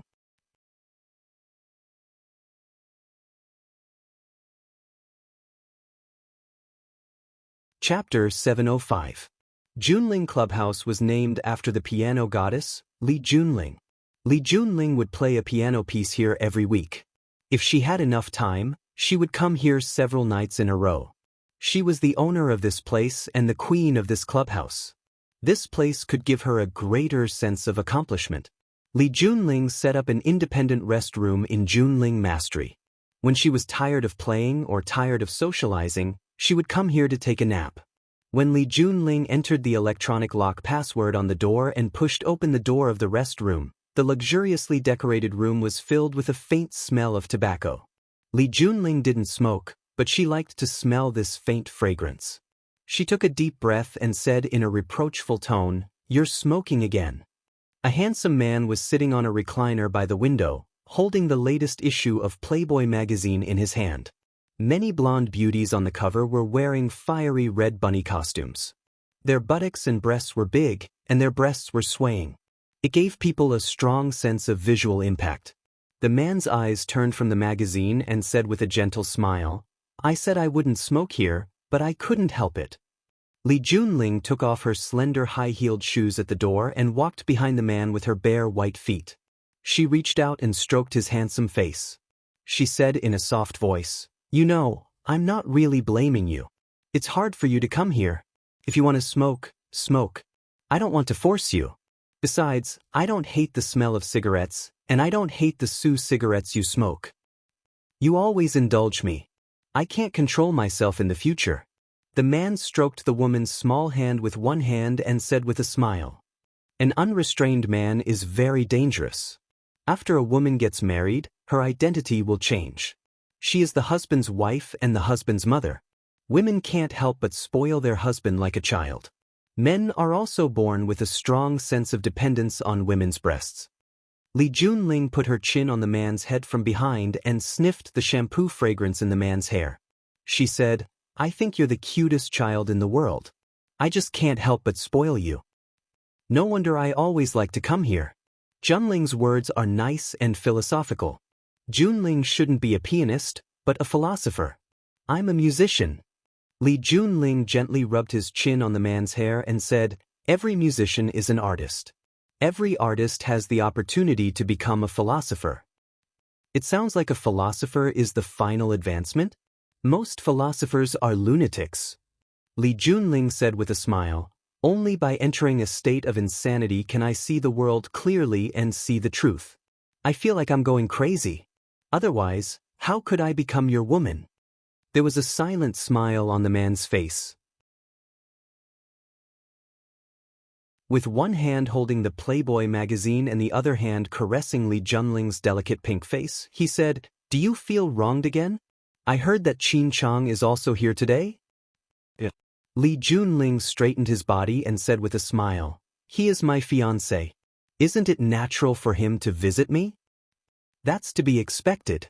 The man sighed softly and said, "The man of the general family cannot marry the woman of the Qin family, but he stole the woman of the man of the Qin family. Tell me, is this fate?" Li Junling sighed softly and said, "Of course, Li Junling can't compare with the woman of the Qin family. Qin Etian also came just now. I've long heard of her name, and it's not the first time we've met. However, when she walked in, I still felt a strong sense of oppression. Maybe it's not just me. Everyone who sees her feels the same way? Have you experienced that kind of feeling? She's like an ancient queen. When she walks over, all the subjects have to bow or even kneel down. They don't even dare to breathe loudly. Even flattering words are really unnecessary. It's a kind of disrespect to her. Tell me, when did I, Li Junling, think about flattering others? Why is there such a big difference between people? Beautiful women were born proud. Li Junling could also be considered a dragon among men. In a certain small circle, she was also the object of admiration and flattery. For example, in her Junling club, she was fully deserving of being the most dazzling star. However, tonight, that Qin Etian just happened to come. Qin Etian's greatest ability was that no matter where she went, her powerful aura would turn that place into her home field. You stood in front of her like a lowly little servant. You only knew to speak when she spoke to you. You only dared to leave when she nodded in agreement. Which woman would like this kind of feeling? At least Li Junling didn't like it. Even now, his heart was still unbearably uncomfortable. He had been humiliated, but he didn't know how to fight back because the other person didn't do anything. She didn't even look at him. Of course, not looking at him was another form of humiliation. An adopted daughter should be like Qin Etian. The man softly said the saying that resounded throughout Yanjing City. He said, "An adopted daughter should be like Jiang Junling." Jiang Junling has disappeared into thin air. Because of this saying, he soared to the sky, and also because of this saying, he became a laughing stock. Perhaps it was because Qin Etian was a woman, and a very beautiful one at that. Therefore, everyone was particularly tolerant of her and was willing to give her more convenience and care. Therefore, until now, everything she did was amazing, and every business she invested in could be called a miracle. After Jiang Junling's accident, some people also began to question whether Qin Etian's ability was worthy of this saying. The final result is well-deserved. Li Junling smiled and said, "I think whether it is worthy or not, the key is to see whether you have a strong opponent. If Qin Etian's opponent was Fang Yan, what would the situation be like? Thinking about it, it is really an interesting idea." The man shook his head and said, "Impossible. We have evaluated Qin Etian's characteristics. She has a firm mind and strong willpower. Because she is quite intelligent, she has 100% confidence in her every word and deed, and it is difficult to change the decision she has made. Even her mother, who is known as the Demon Emperor, can do nothing about it. Moreover, because of that incident, she is full of trust and dependence on Fang Yan. No one thought that the hastily ended kidnapping incident would make Fang Yan who he is today.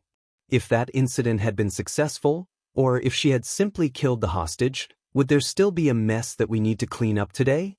Why did Fang Yan rise so fast?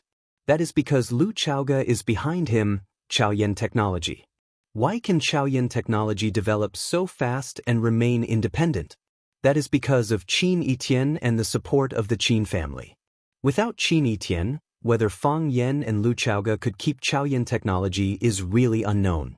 Which Boston creeper doesn't need a hard fence to support it? Li Junling walked to the man's legs and squatted down. She reached out and stroked his crotch. She looked up with a charming smile and said, "You have a reaction? Is this kind of book that good?" The man closed the magazine in his hand and said, "Of course not as good as you." So, the woman unzipped the man's pants, squatted on the ground and began to work. No one would have thought that the goddess of piano, who was respected and worshipped by millions, would be willing to serve the man she loved in such a manner. Our Li family also relies on the Jiang family. If it wasn't like this, Li Junling raised her head during a break in her work, looked at the man and said, "I would have been swallowed by someone else a long time ago, right?" Fang Yan and Lu Chaoge chose the Qin family as a partner. That was the smartest choice, because only the Qin family could resist the Jiang family's offensive, unless the Jiang family was willing to go to all-out war with the Qin family. But at that time, the Jiang family shouldn't have made such preparations, right? Killing 1,000 enemies, losing 800 of your own men. Why let those irrelevant people take advantage of it? The man's whole body lay comfortably on the leather sofa, closed his eyes and enjoyed this high standard of courtesy. He had a calm smile on his face and said, "The big tail is not left alive. Now that the Jiang family feels threatened, they want to cut off this unlikable tail. Is this enough?" Li Junling began to mutter and said, "Is it just to stir up trouble in the middle? A camel's endurance is super strong, but it's always the last straw that breaks the camel's back." Qin Yitian is very smart, and Qin Yitian is very powerful, but Qin Yitian is a woman in the end. The Qin family's old man hasn't thought of letting her take the helm yet. After all, Qin Yitian's parents and uncles are still alive, and her mother is a woman who is harder to provoke than she is. But the Qin family's economic power has fallen into the hands of a woman for 2 generations, which has already caused dissatisfaction among the Qin family's men. This is also the reason why Qin Chang came out tonight to add fuel to the fire. Qin Yitian is a mistress. We just released this news, and then the Qin family immediately jumped out to cooperate with us. Tell me, who is Qin Yitian's real opponent? We can only be regarded as Qin Yitian's potential opponents. The Qin family who has the most direct conflict of interest with her are her real opponents. Qin Chang came out tonight. How many Qin family members will come out tomorrow? Qin Chang has been insulted like this. I'm afraid that Qin Yitian will go through another trial, right? The Qin family's rift is getting more and more serious, and the Qin family's old man has to re-examine. When the woman's tongue touched his sensitive part, the man softly moaned, and then he suppressed this irrepressible pleasure and said, "Woman, isn't this good?" He was evaluating Li Junling, but also seemed to be evaluating Qin Yitian.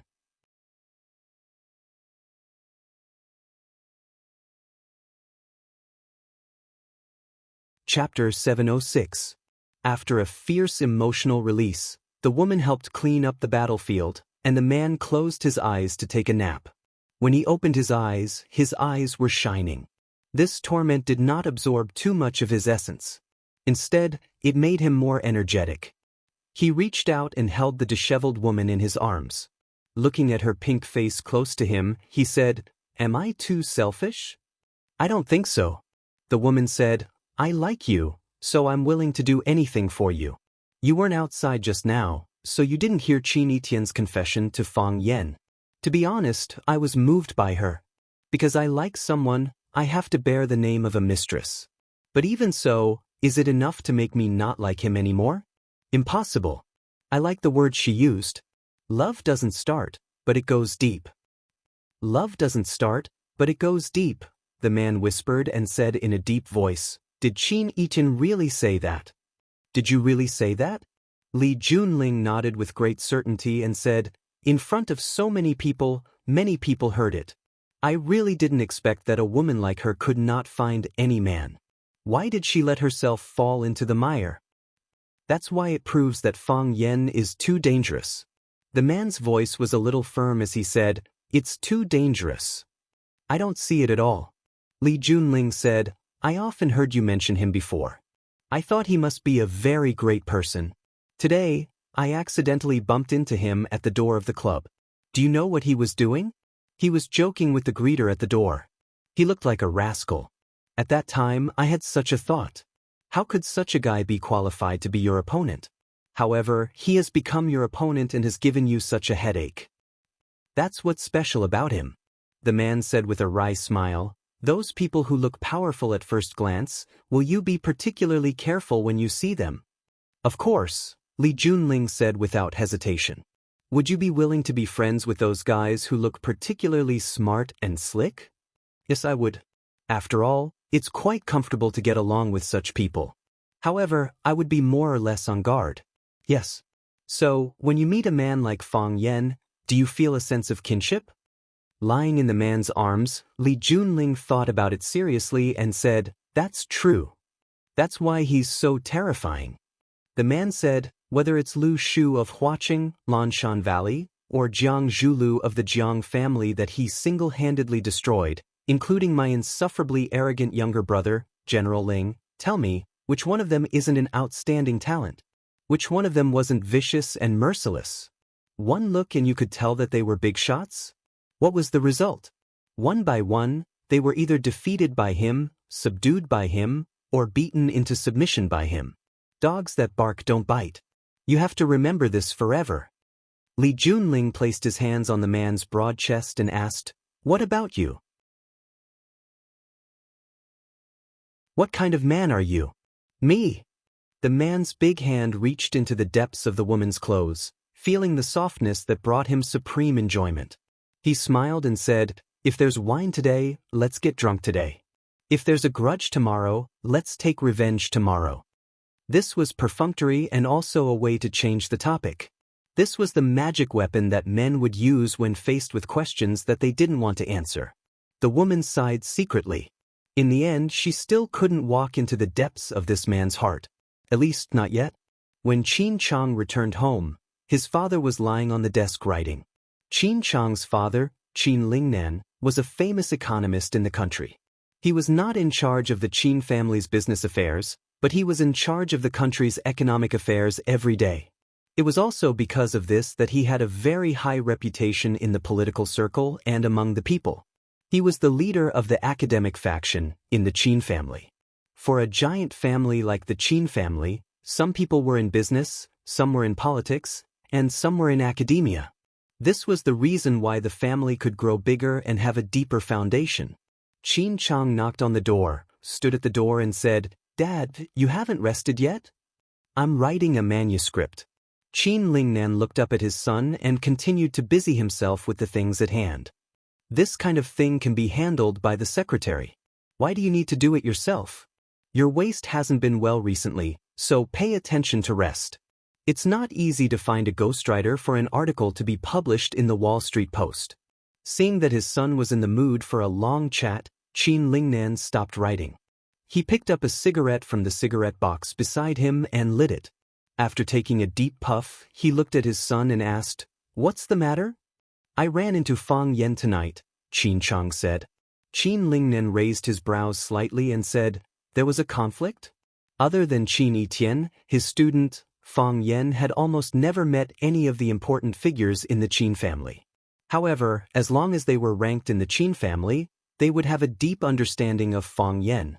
His information was on everyone's desk, and everyone was making various interpretations of him. Qin Lingnan was no exception. Although he did not care about the Qin family's business affairs, he had some understanding of some of the key partners. The popularity of Chaoyan technology and the vigorous development of renewable energy were closely related to his vigorous advocacy behind the scenes. The ancients paid attention to, before the troops and horses move, the provisions and fodder move first.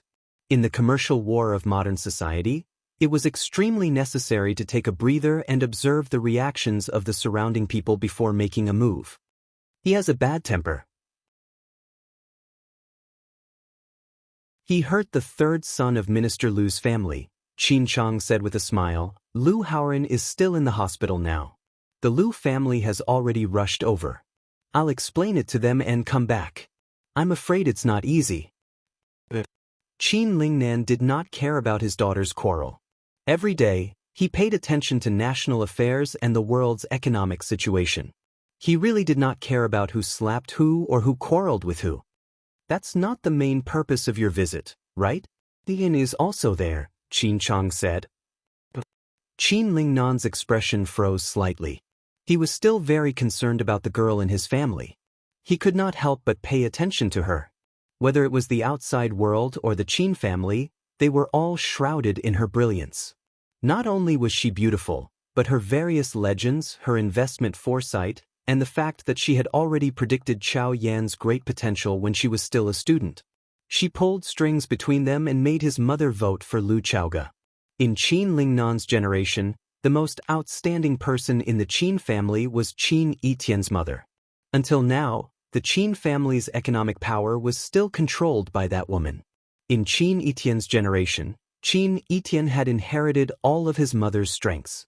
Perhaps he might also inherit the giant commercial ship that was controlled by his mother. Although he was still young, who knew if this would be the case in the future? At least, Qin Lingnan had already seen the stubborn attitude of the old guys in his family towards Qin Etienne. What did she say? Qin Lingnan asked. I had a dispute with Fang Yen because I wanted to use this opportunity to clear Etienne's name and wash away the dirty water that was poured on us. I wanted Fang Yen to admit in front of everyone that he and Etienne did not have that kind of relationship. However, Etienne's performance was very difficult to accept. Qin Lingnan pressed the cigarette butt in his hand into the ashtray and waited seriously for his son to continue talking about what happened next. Qin Etienne admitted her feelings for Fang Yen in front of everyone and was even willing to bear the blame of being a mistress. Qin Chang repeated what happened at that time. He did not deliberately add oil to the fire because the truth itself was enough to make people angry. Sure enough, after listening to Qin Chang's narration, Qin Lingnan's expression became ugly and he shouted angrily, "Nonsense! Does Qin Etienne still want her face? She is shameless, but does our Qin family still want our face?" Qin Chang knew that his father would definitely have an intense reaction because he was a cultured person, and cultured people cared the most about their reputation and the image of their family.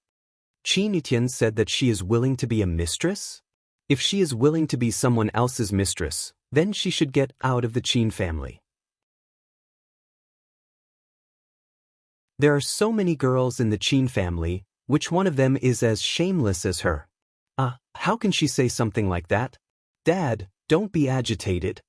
Qin Chang was happy in his heart, but he pretended to be anxious. He quickly comforted and said, Qin Etienne is in the second master's family. Whether she is good or bad, we can't control it. Can't control it? Why should I? Qin Lingnan took a big sip of tea and said, Many people heard what she said? Yes, many people heard it, Qin Chang replied. Other than witnesses, is there any physical evidence? Yes. Qin Chang said, it happened at Junling Clubhouse. If I ask Junling for the surveillance video, she will definitely show it to me. Li Junling? Is she also involved in this matter? Qin Lingnan stared at his son in confusion and asked. It's like this. Fang Yen happened to have an appointment with 2 small stars at Junling Clubhouse. I happened to go to Junling Clubhouse to see Fang Yen. Juntai took me to see Fang Yen. At that time, I only knew that Fang Yen had arrived in Yanjing, Qin Chang said. Qin Lingnan frowned and tried hard to think about the relationship between the people in the middle. He said, Is Li Junling okay? Dad, so what if she is okay? So what if there's no problem? Qin Chang smiled and said, Even if she intentionally led me to see Fang Yen, so what? What she wants us to do is what we need to do. If what happened tonight is spread out, I'm afraid the other families will be very uncomfortable, right? For the sake of Qin Etienne's dignity and the reputation of the Qin family, I kindly persuaded her, but in the end, I was humiliated. Isn't this crack getting bigger and bigger? Isn't it also beneficial for us to tear open a crack? How can the men of the Qin family always be suppressed by a woman? Qin Lingnan glanced at his son and said, "Give me the video of Etienne saying those words. I want to let the elders of the Qin family see if the heir they chose knows how to write the word shame."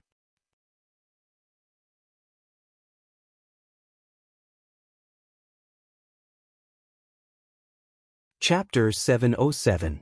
They kept drinking, and the atmosphere was not harmonious. Since Qin Etienne joined them, Jiang Qin and Yuan Lin tried their best to maintain a happy and peaceful space, but they failed because of Fang Yan's uncooperation and Qin Etienne's queen nature. Fang Yan was silent because he hadn't come out from what Qin Etienne said in front of everyone just now. He knew very well what it meant for a girl to say those words and do such a thing. And when that girl was Qin Etienne, it was even more difficult. How could a family like the Qin family allow a girl to say such words of love even if she was scolded as a mistress? For them, it was a disgrace to the family's reputation. How could Fang Yan enjoy the beauty's kindness? Was it the best way to repay the kindness by being a playboy with two beauties on both sides? Moreover, Yi Rou and Qin Etienne were both very unique. One was as hot as fire, and the other was as cold as ice. If they collided with each other, it would be like Mars colliding with Earth. Qin Etienne had been talking all the time. She not only answered Jiang Qin and Yuan Lin's questions, but also took the initiative to find some common topics. However, it was very strange that Jiang Qin and Yuan Lin just couldn't be intimate with her. They talked more and more, but the relationship between them didn't get closer, and the atmosphere didn't get warmer. Instead, it became a little awkward. Once everyone stopped talking, it was really difficult for someone to say something. Thus, everyone could only drink one glass after another. There was another pianist playing on the stage. Of course, there was no way to compare with Li Junling's foundation, but he who had the opportunity to go on the stage was not bad. What he played was Starry Sky. The vast night sky was presented to everyone by him. Everyone was like an astronaut traveling in space. It had to be said that music was really magical. Although Li Junling had left, he ordered the waiter to send 2 bottles of Fire Snake. The 2 bottles of Flame Snake were quickly emptied.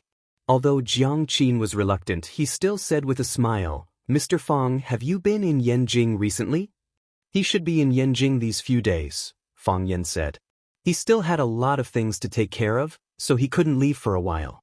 "If Mr. Fang is in Yanjing, let's find another time to meet?" Jiang Qin said, "It's too late today. Yuan Lin and I have to go back to rest. We have to attend an activity early tomorrow morning." Fang Yan nodded and said, "You two go back and rest. Let's get together again when we have time." Yuan Lin was a little drunk. She stood up and walked to Fang Yan, saying, "Mr. Fang, Yuan Lin, are you all right?" "I'm fine." Yuan Lin's body shook and she said, "Mr. Fang, we are no longer children. Don't treat us as children anymore." Yuan Lin still wanted to say something, but she was pulled away by Jiang Qin. Fang Yan asked if he needed to send them back. Jiang Qin said that the driver and the assistant were waiting outside, and someone would send them home. After the 2 girls left, there were only Fang Yan and Qin Etienne in the box. Fang Yan opened a bottle of mineral water and handed it to Qin Etienne, saying, "Drink some water."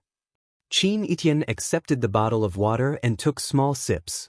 She lay on the sofa, her starry eyes staring unblinkingly at Fang Yan. There was a look of joy on her face, as if they had just met for the first time. Her posture was so lazy that she looked like a lazy cat. Fang Yan opened the bottle of mineral water and gulped it down. After drinking all night, he was really thirsty. After drinking a bottle of water, when Fang Yan turned around, he found that Qin Etienne was still looking at him with the same posture and the same smile. Fang Yan sighed softly and said with blame, "You shouldn't have said those words. You are such a smart person. Why didn't you think of the consequences?" "Then what should I have said?" Qin Etienne asked in reply, still smiling. "Say that I have nothing to do with Mr. Fang. I don't like him at all. Say that we are not lovers now, and we will not be lovers in the future." "You," Qin Etienne waved his hand and said, I know. You want to say that you are moved, but you can't accept me because you already have Yi Rou. You already have a girlfriend. I know that even if you don't say it. I am such a smart person. How can I think of what you want to say? I am afraid of bringing you trouble, Fang Yan said. Qin Etian sat up straight and looked at Fang Yan, saying, if there is no such trouble, there will be that kind of trouble. Because I am a woman. Who asked me to be such an outstanding woman?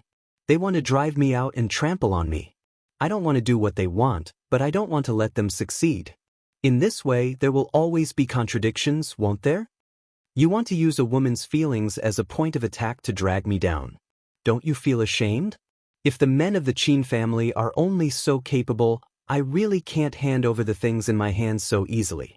If they can't protect it, I will protect it. Qin Etian held his chin with one hand and looked at Fang Yan seriously, saying, do you remember what I said to you before? What? Fang Yan asked. Qin Etian had said countless words to him, but he really didn't know which one he was asking. I will be very angry when I see someone bullying you. If anyone hurts you, I will skin him, no matter who he is.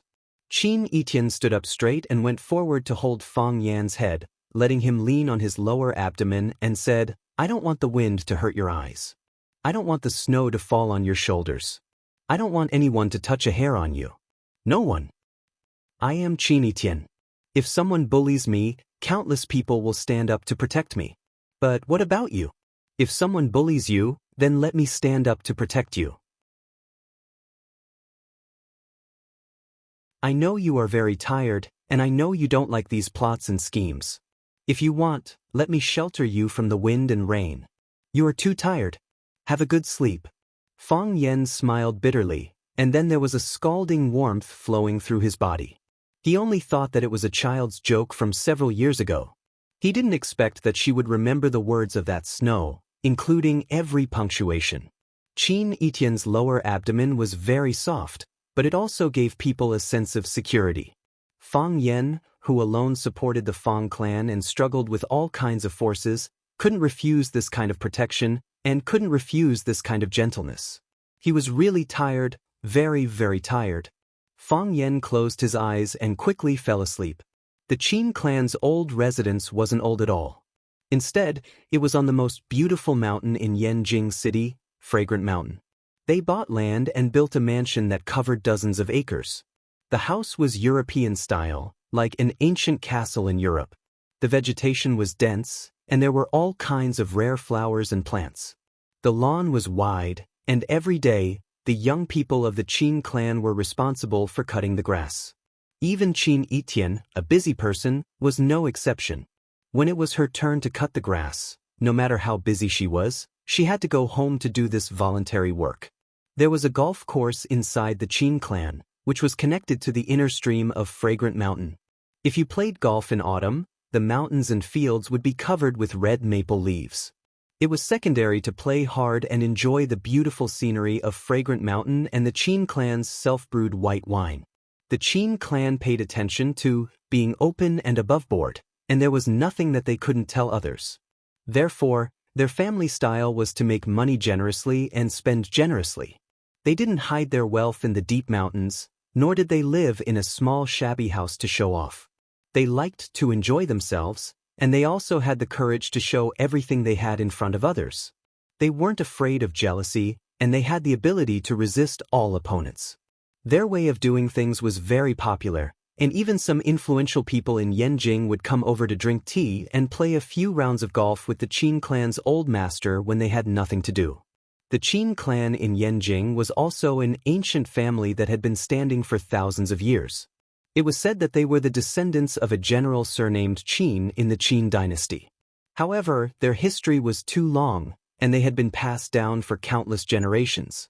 Except for the Qin clan's own people, it was difficult for outsiders to say for sure.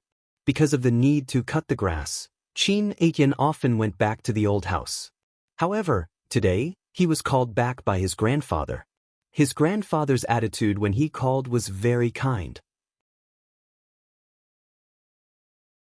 He said with a smile, "My dear granddaughter, Grandpa wants to drink tea. Come back and make a cup of tea for Grandpa." Therefore, Qin Etian came back to make tea. Qin Etian was indeed making tea. In her Grandpa Qin Dongyang's luxurious tea room, Qin Etian sat in front of the tea table in her snow-white robe. She warmed the teapot, prepared the tea, brewed the tea, poured the tea, and served the tea. Her robe was wide and her movements were smooth. Several old people held the teacups and drank tea. Qin Lingnan, the second uncle of the great-grandpa's family, stood beside them. He looked down and pretended that he was invisible. Before Qin Etienne came back, he had said all that he needed to say and done all that he needed to do. As for how to decide, it was up to these old people. Qin Chang stood outside the tea room. He was not qualified to sit here and drink tea with the old people around the tea table. With a gentle smile on his face, he seemed to enjoy such a family gathering. After Qin Etienne distributed the tea to the 3 grandfathers and 2 sisters, he knelt there and poured a cup of tea for himself. He tasted the tea and found that it tasted good. It was his usual level. However, the water used was fragrant mountain spring water that had been stored for a day. When he drank it, there was a rusty smell. If it was freshly fished, the taste would be sweeter and more delicious. Qin Etienne's grandfather, Qin Dongyang, closed his eyes and took a sip, letting the warm tea flow down his throat and into his lungs. His lips and teeth were filled with the tea perfume and sweetness of the water. He asked, "How is it?" Qin Shouweng was the first to respond. "The water is good, the tea is good, and the tea maker is even better," said Qin Yunlan, the eldest of the siblings.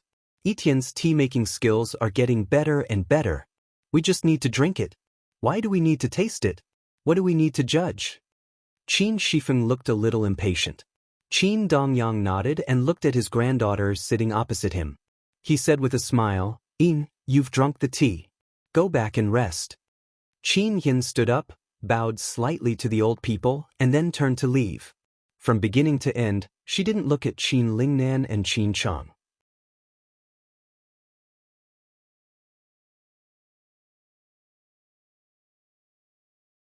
Chapter 708. Since the tea master had left, the people drinking tea should have left as well. However, other than Qin Etienne, no one else in the tea room had left. Qin Dongyang held the teacup and said with a smile, "This tea is still edible, which proves that Etienne has put in a lot of effort all these years. I also tried to persuade her. She's a girl, why waste her time on these trivial things all day? Girls at her age should be studying, shopping, and dating. She should have fun for a few years, and her youth will be gone forever. When she's at our age, she'll be a joke if she studies and dates again. Etienne is stubborn and doesn't listen." Qin Yunlan glanced at Qin Lingnan and said in a displeased tone, "Although Etienne is a girl, she's a great talent in our Qin family. What's wrong with a girl doing these things? Why can't some people like her? It's not like we don't give you a chance. Doesn't the Qin family have a startup fund? As long as you have a project, as long as you have creativity, everyone has a chance to prove their ability. People who are always jealous of other people's achievements but are unwilling to work hard themselves are always thinking of ways to drag others down and drag those who are ahead of them down to their level. Such people are wicked. Everyone wants to do this. Is the Qin family still the Qin family? Can the Qin family still be where it is today?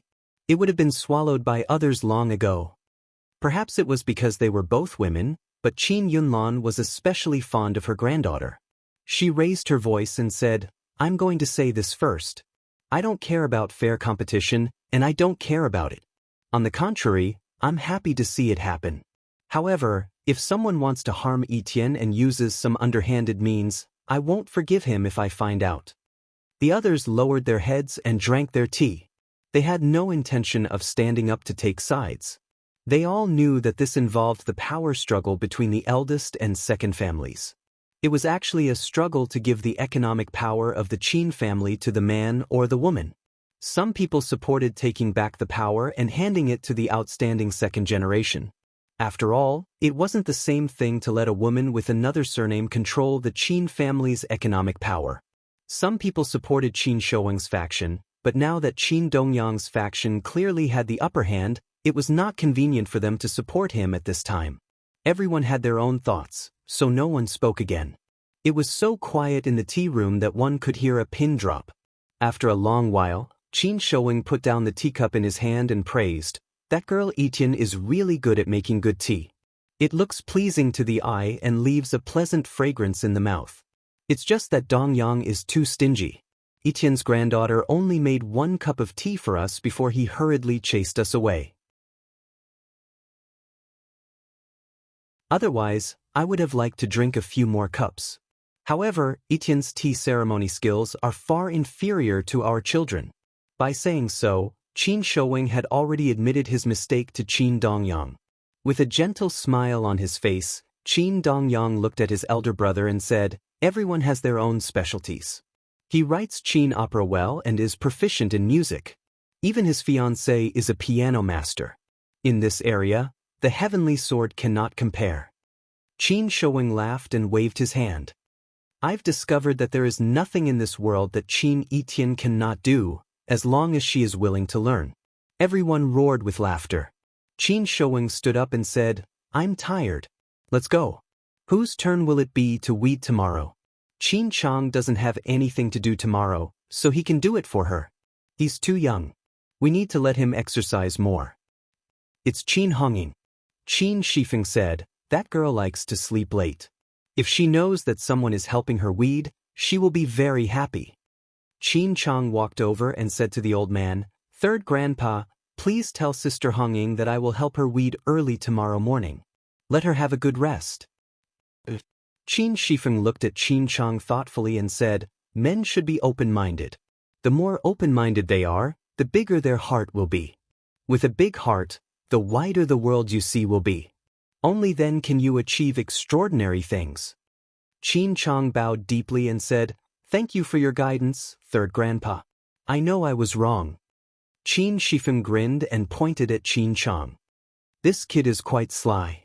He is quite active in admitting his mistakes." Everyone laughed again, and the tea party ended. Qin Shouwing returned to his room. His son, Qin Lingling, and grandson, Qin Chang, followed him in. Qin Shouwing sat on a chair while Qin Chang hurried to pour tea and get snacks for his grandfather. Qin Shouwing took the teacup that Qin Chang handed over. He didn't take a sip. Instead, he looked at Qin Chang and said, "Do you know why I didn't reprimand you just now?" "Because Grandpa was protecting my pride," Qin Chang said with a face full of guilt. "Bullshit." Qin Shouwing squeezed out a very unrefined word from the corner of his mouth. "Protect your pride? What pride do you have that's worth me protecting? I just feel too embarrassed and can't stand up and say it." "Isn't that embarrassing? Qin Chang, aren't you ashamed?" Qin Chang's face turned red. He was so embarrassed by his grandfather's mockery that he couldn't speak. "I know that you men want to fight for power and snatch a piece of the cake. Fight, snatch, I'm happy. What kind of man are you if you don't wield power and play with women? It's not just me. Do the others not have the same thoughts? Why does our Qin family's business need a woman with another surname to control it? Are the men of our Qin family sh*t? Are none of the men of our Qin family presentable? But, can you not be so shabby in what you're doing? Can you not say that? How can that word be used? Yes, loser. Do you know how loser your way of doing things is? Using a woman's reputation to say something. Whether it's true or not, you've already lost. You've lost so badly that you've even lost your underwear. You've done such a thing? How can other people support you? Who has the nerve to stand up and say that what you've done is right? We're all so old. Are we going to point at a teenage girl and say that she's a mistress and has no shame? How can we say such things? If we were to follow you and get involved in this kind of thing, wouldn't we be disrespecting our elders? Grandpa, I know I'm wrong." Qin Chang wanted to find a hole to hide in. "But we didn't let that thing out. No matter who let it out, it doesn't matter." Qin Shouwing said resentfully, "Someone set the bait to see who the stupid fish was. In the end, my son and grandson became the 2 most stupid fish. Thinking of this, my old face is burning with pain. I didn't get laughed at by them, but by the 2 of you." Qin Lingling stood at the side, feeling too ashamed to show his face. Although his father didn't scold him by name, most of the blame fell on his son. However, he was already so old, yet he followed his son to do such a thing. It was really stupid. After talking for a long time, Qin Chang finally raised his teacup and took a big sip of fragrant tea. He waved his hand and said, "Go. You two can go back. It's late, so have a good rest. Qin Chang, get up early tomorrow. Remember to eradicate the weeds in the garden. I should also give you a little punishment so that you'll remember this forever. Sometimes, the more fragrant the bait is, the bigger the trap." Qin Chang nodded and said, "Grandpa, I'll remember what happened today." Qin Lingling also said, "Dad, you should rest early. Go back, all of you." The old man waved his hand and said, when Qin Etienne returned to his room, the light in the room was on. An elegant and gentle woman in a purple nightgown was sitting in front of the floor-to-ceiling window reading a book. It was a book Qin Etienne was reading, titled The Little Prince. She had read it several times before. Because she liked the story inside, she would review it when she had nothing to do. Qin Yin walked to the woman and sat down. He asked with a smile, "How many times is this?" "The 4th time," the woman said. "I've read it for the 5th time," Qin Etienne said proudly. "But I haven't finished reading it for the 5th time. I've been too busy recently." The woman closed the book in her hand, looked at her daughter and said, "Have you finished the tea?" Qin Etienne nodded and took The Little Prince from his mother's hand. He took a bookmark and put it where his mother had just read it. He said, "The ending has been predestined. It's just a formality." The woman nodded and said, "You won, and Qin Chang didn't lose." "I know." Qin Etienne nodded and said, "After what happened to Jun Wei and the judgment of the elders tonight, I'm afraid my brothers in the family hate me even more, right? Who asked me to be a woman? A woman should be a good wife and have more children. Why should I be in charge of the family business? You've done all the things that men should do. What do you want them to do? Do you know why I hold on to the power in my hands?" The woman asked. "I don't know." Qin Etienne shook his head. "You've never told me either. But I know you're not a person who is greedy for power. The more they want it, the more I won't give it to them," the woman said. "I just want to tell them that you can't compete with me." Qin Etienne was stunned for a moment, then giggled and said, "I like this reason." The woman reached out and stroked her daughter's silky hair. She sighed softly and said, "It's just that releasing such news will eventually damage your reputation." Qin Etienne smiled and said, "If you don't release it, others will release it. It's like a bomb. If we detonate it ourselves, the initiative is still in our hands. If we let them detonate it, it's hard to say what the result will be. Besides, even my mother helped me steal a man. How can I not win?" You're tuning in to the Passion Pages YouTube channel. We're so grateful for your support, and don't forget to subscribe to join us on this incredible journey through captivating stories. Your generosity through donations truly makes a world of difference, as it's the primary source of revenue that allows me to expand and enhance this channel for you. Thank you from the bottom of my heart for being a part of this adventure.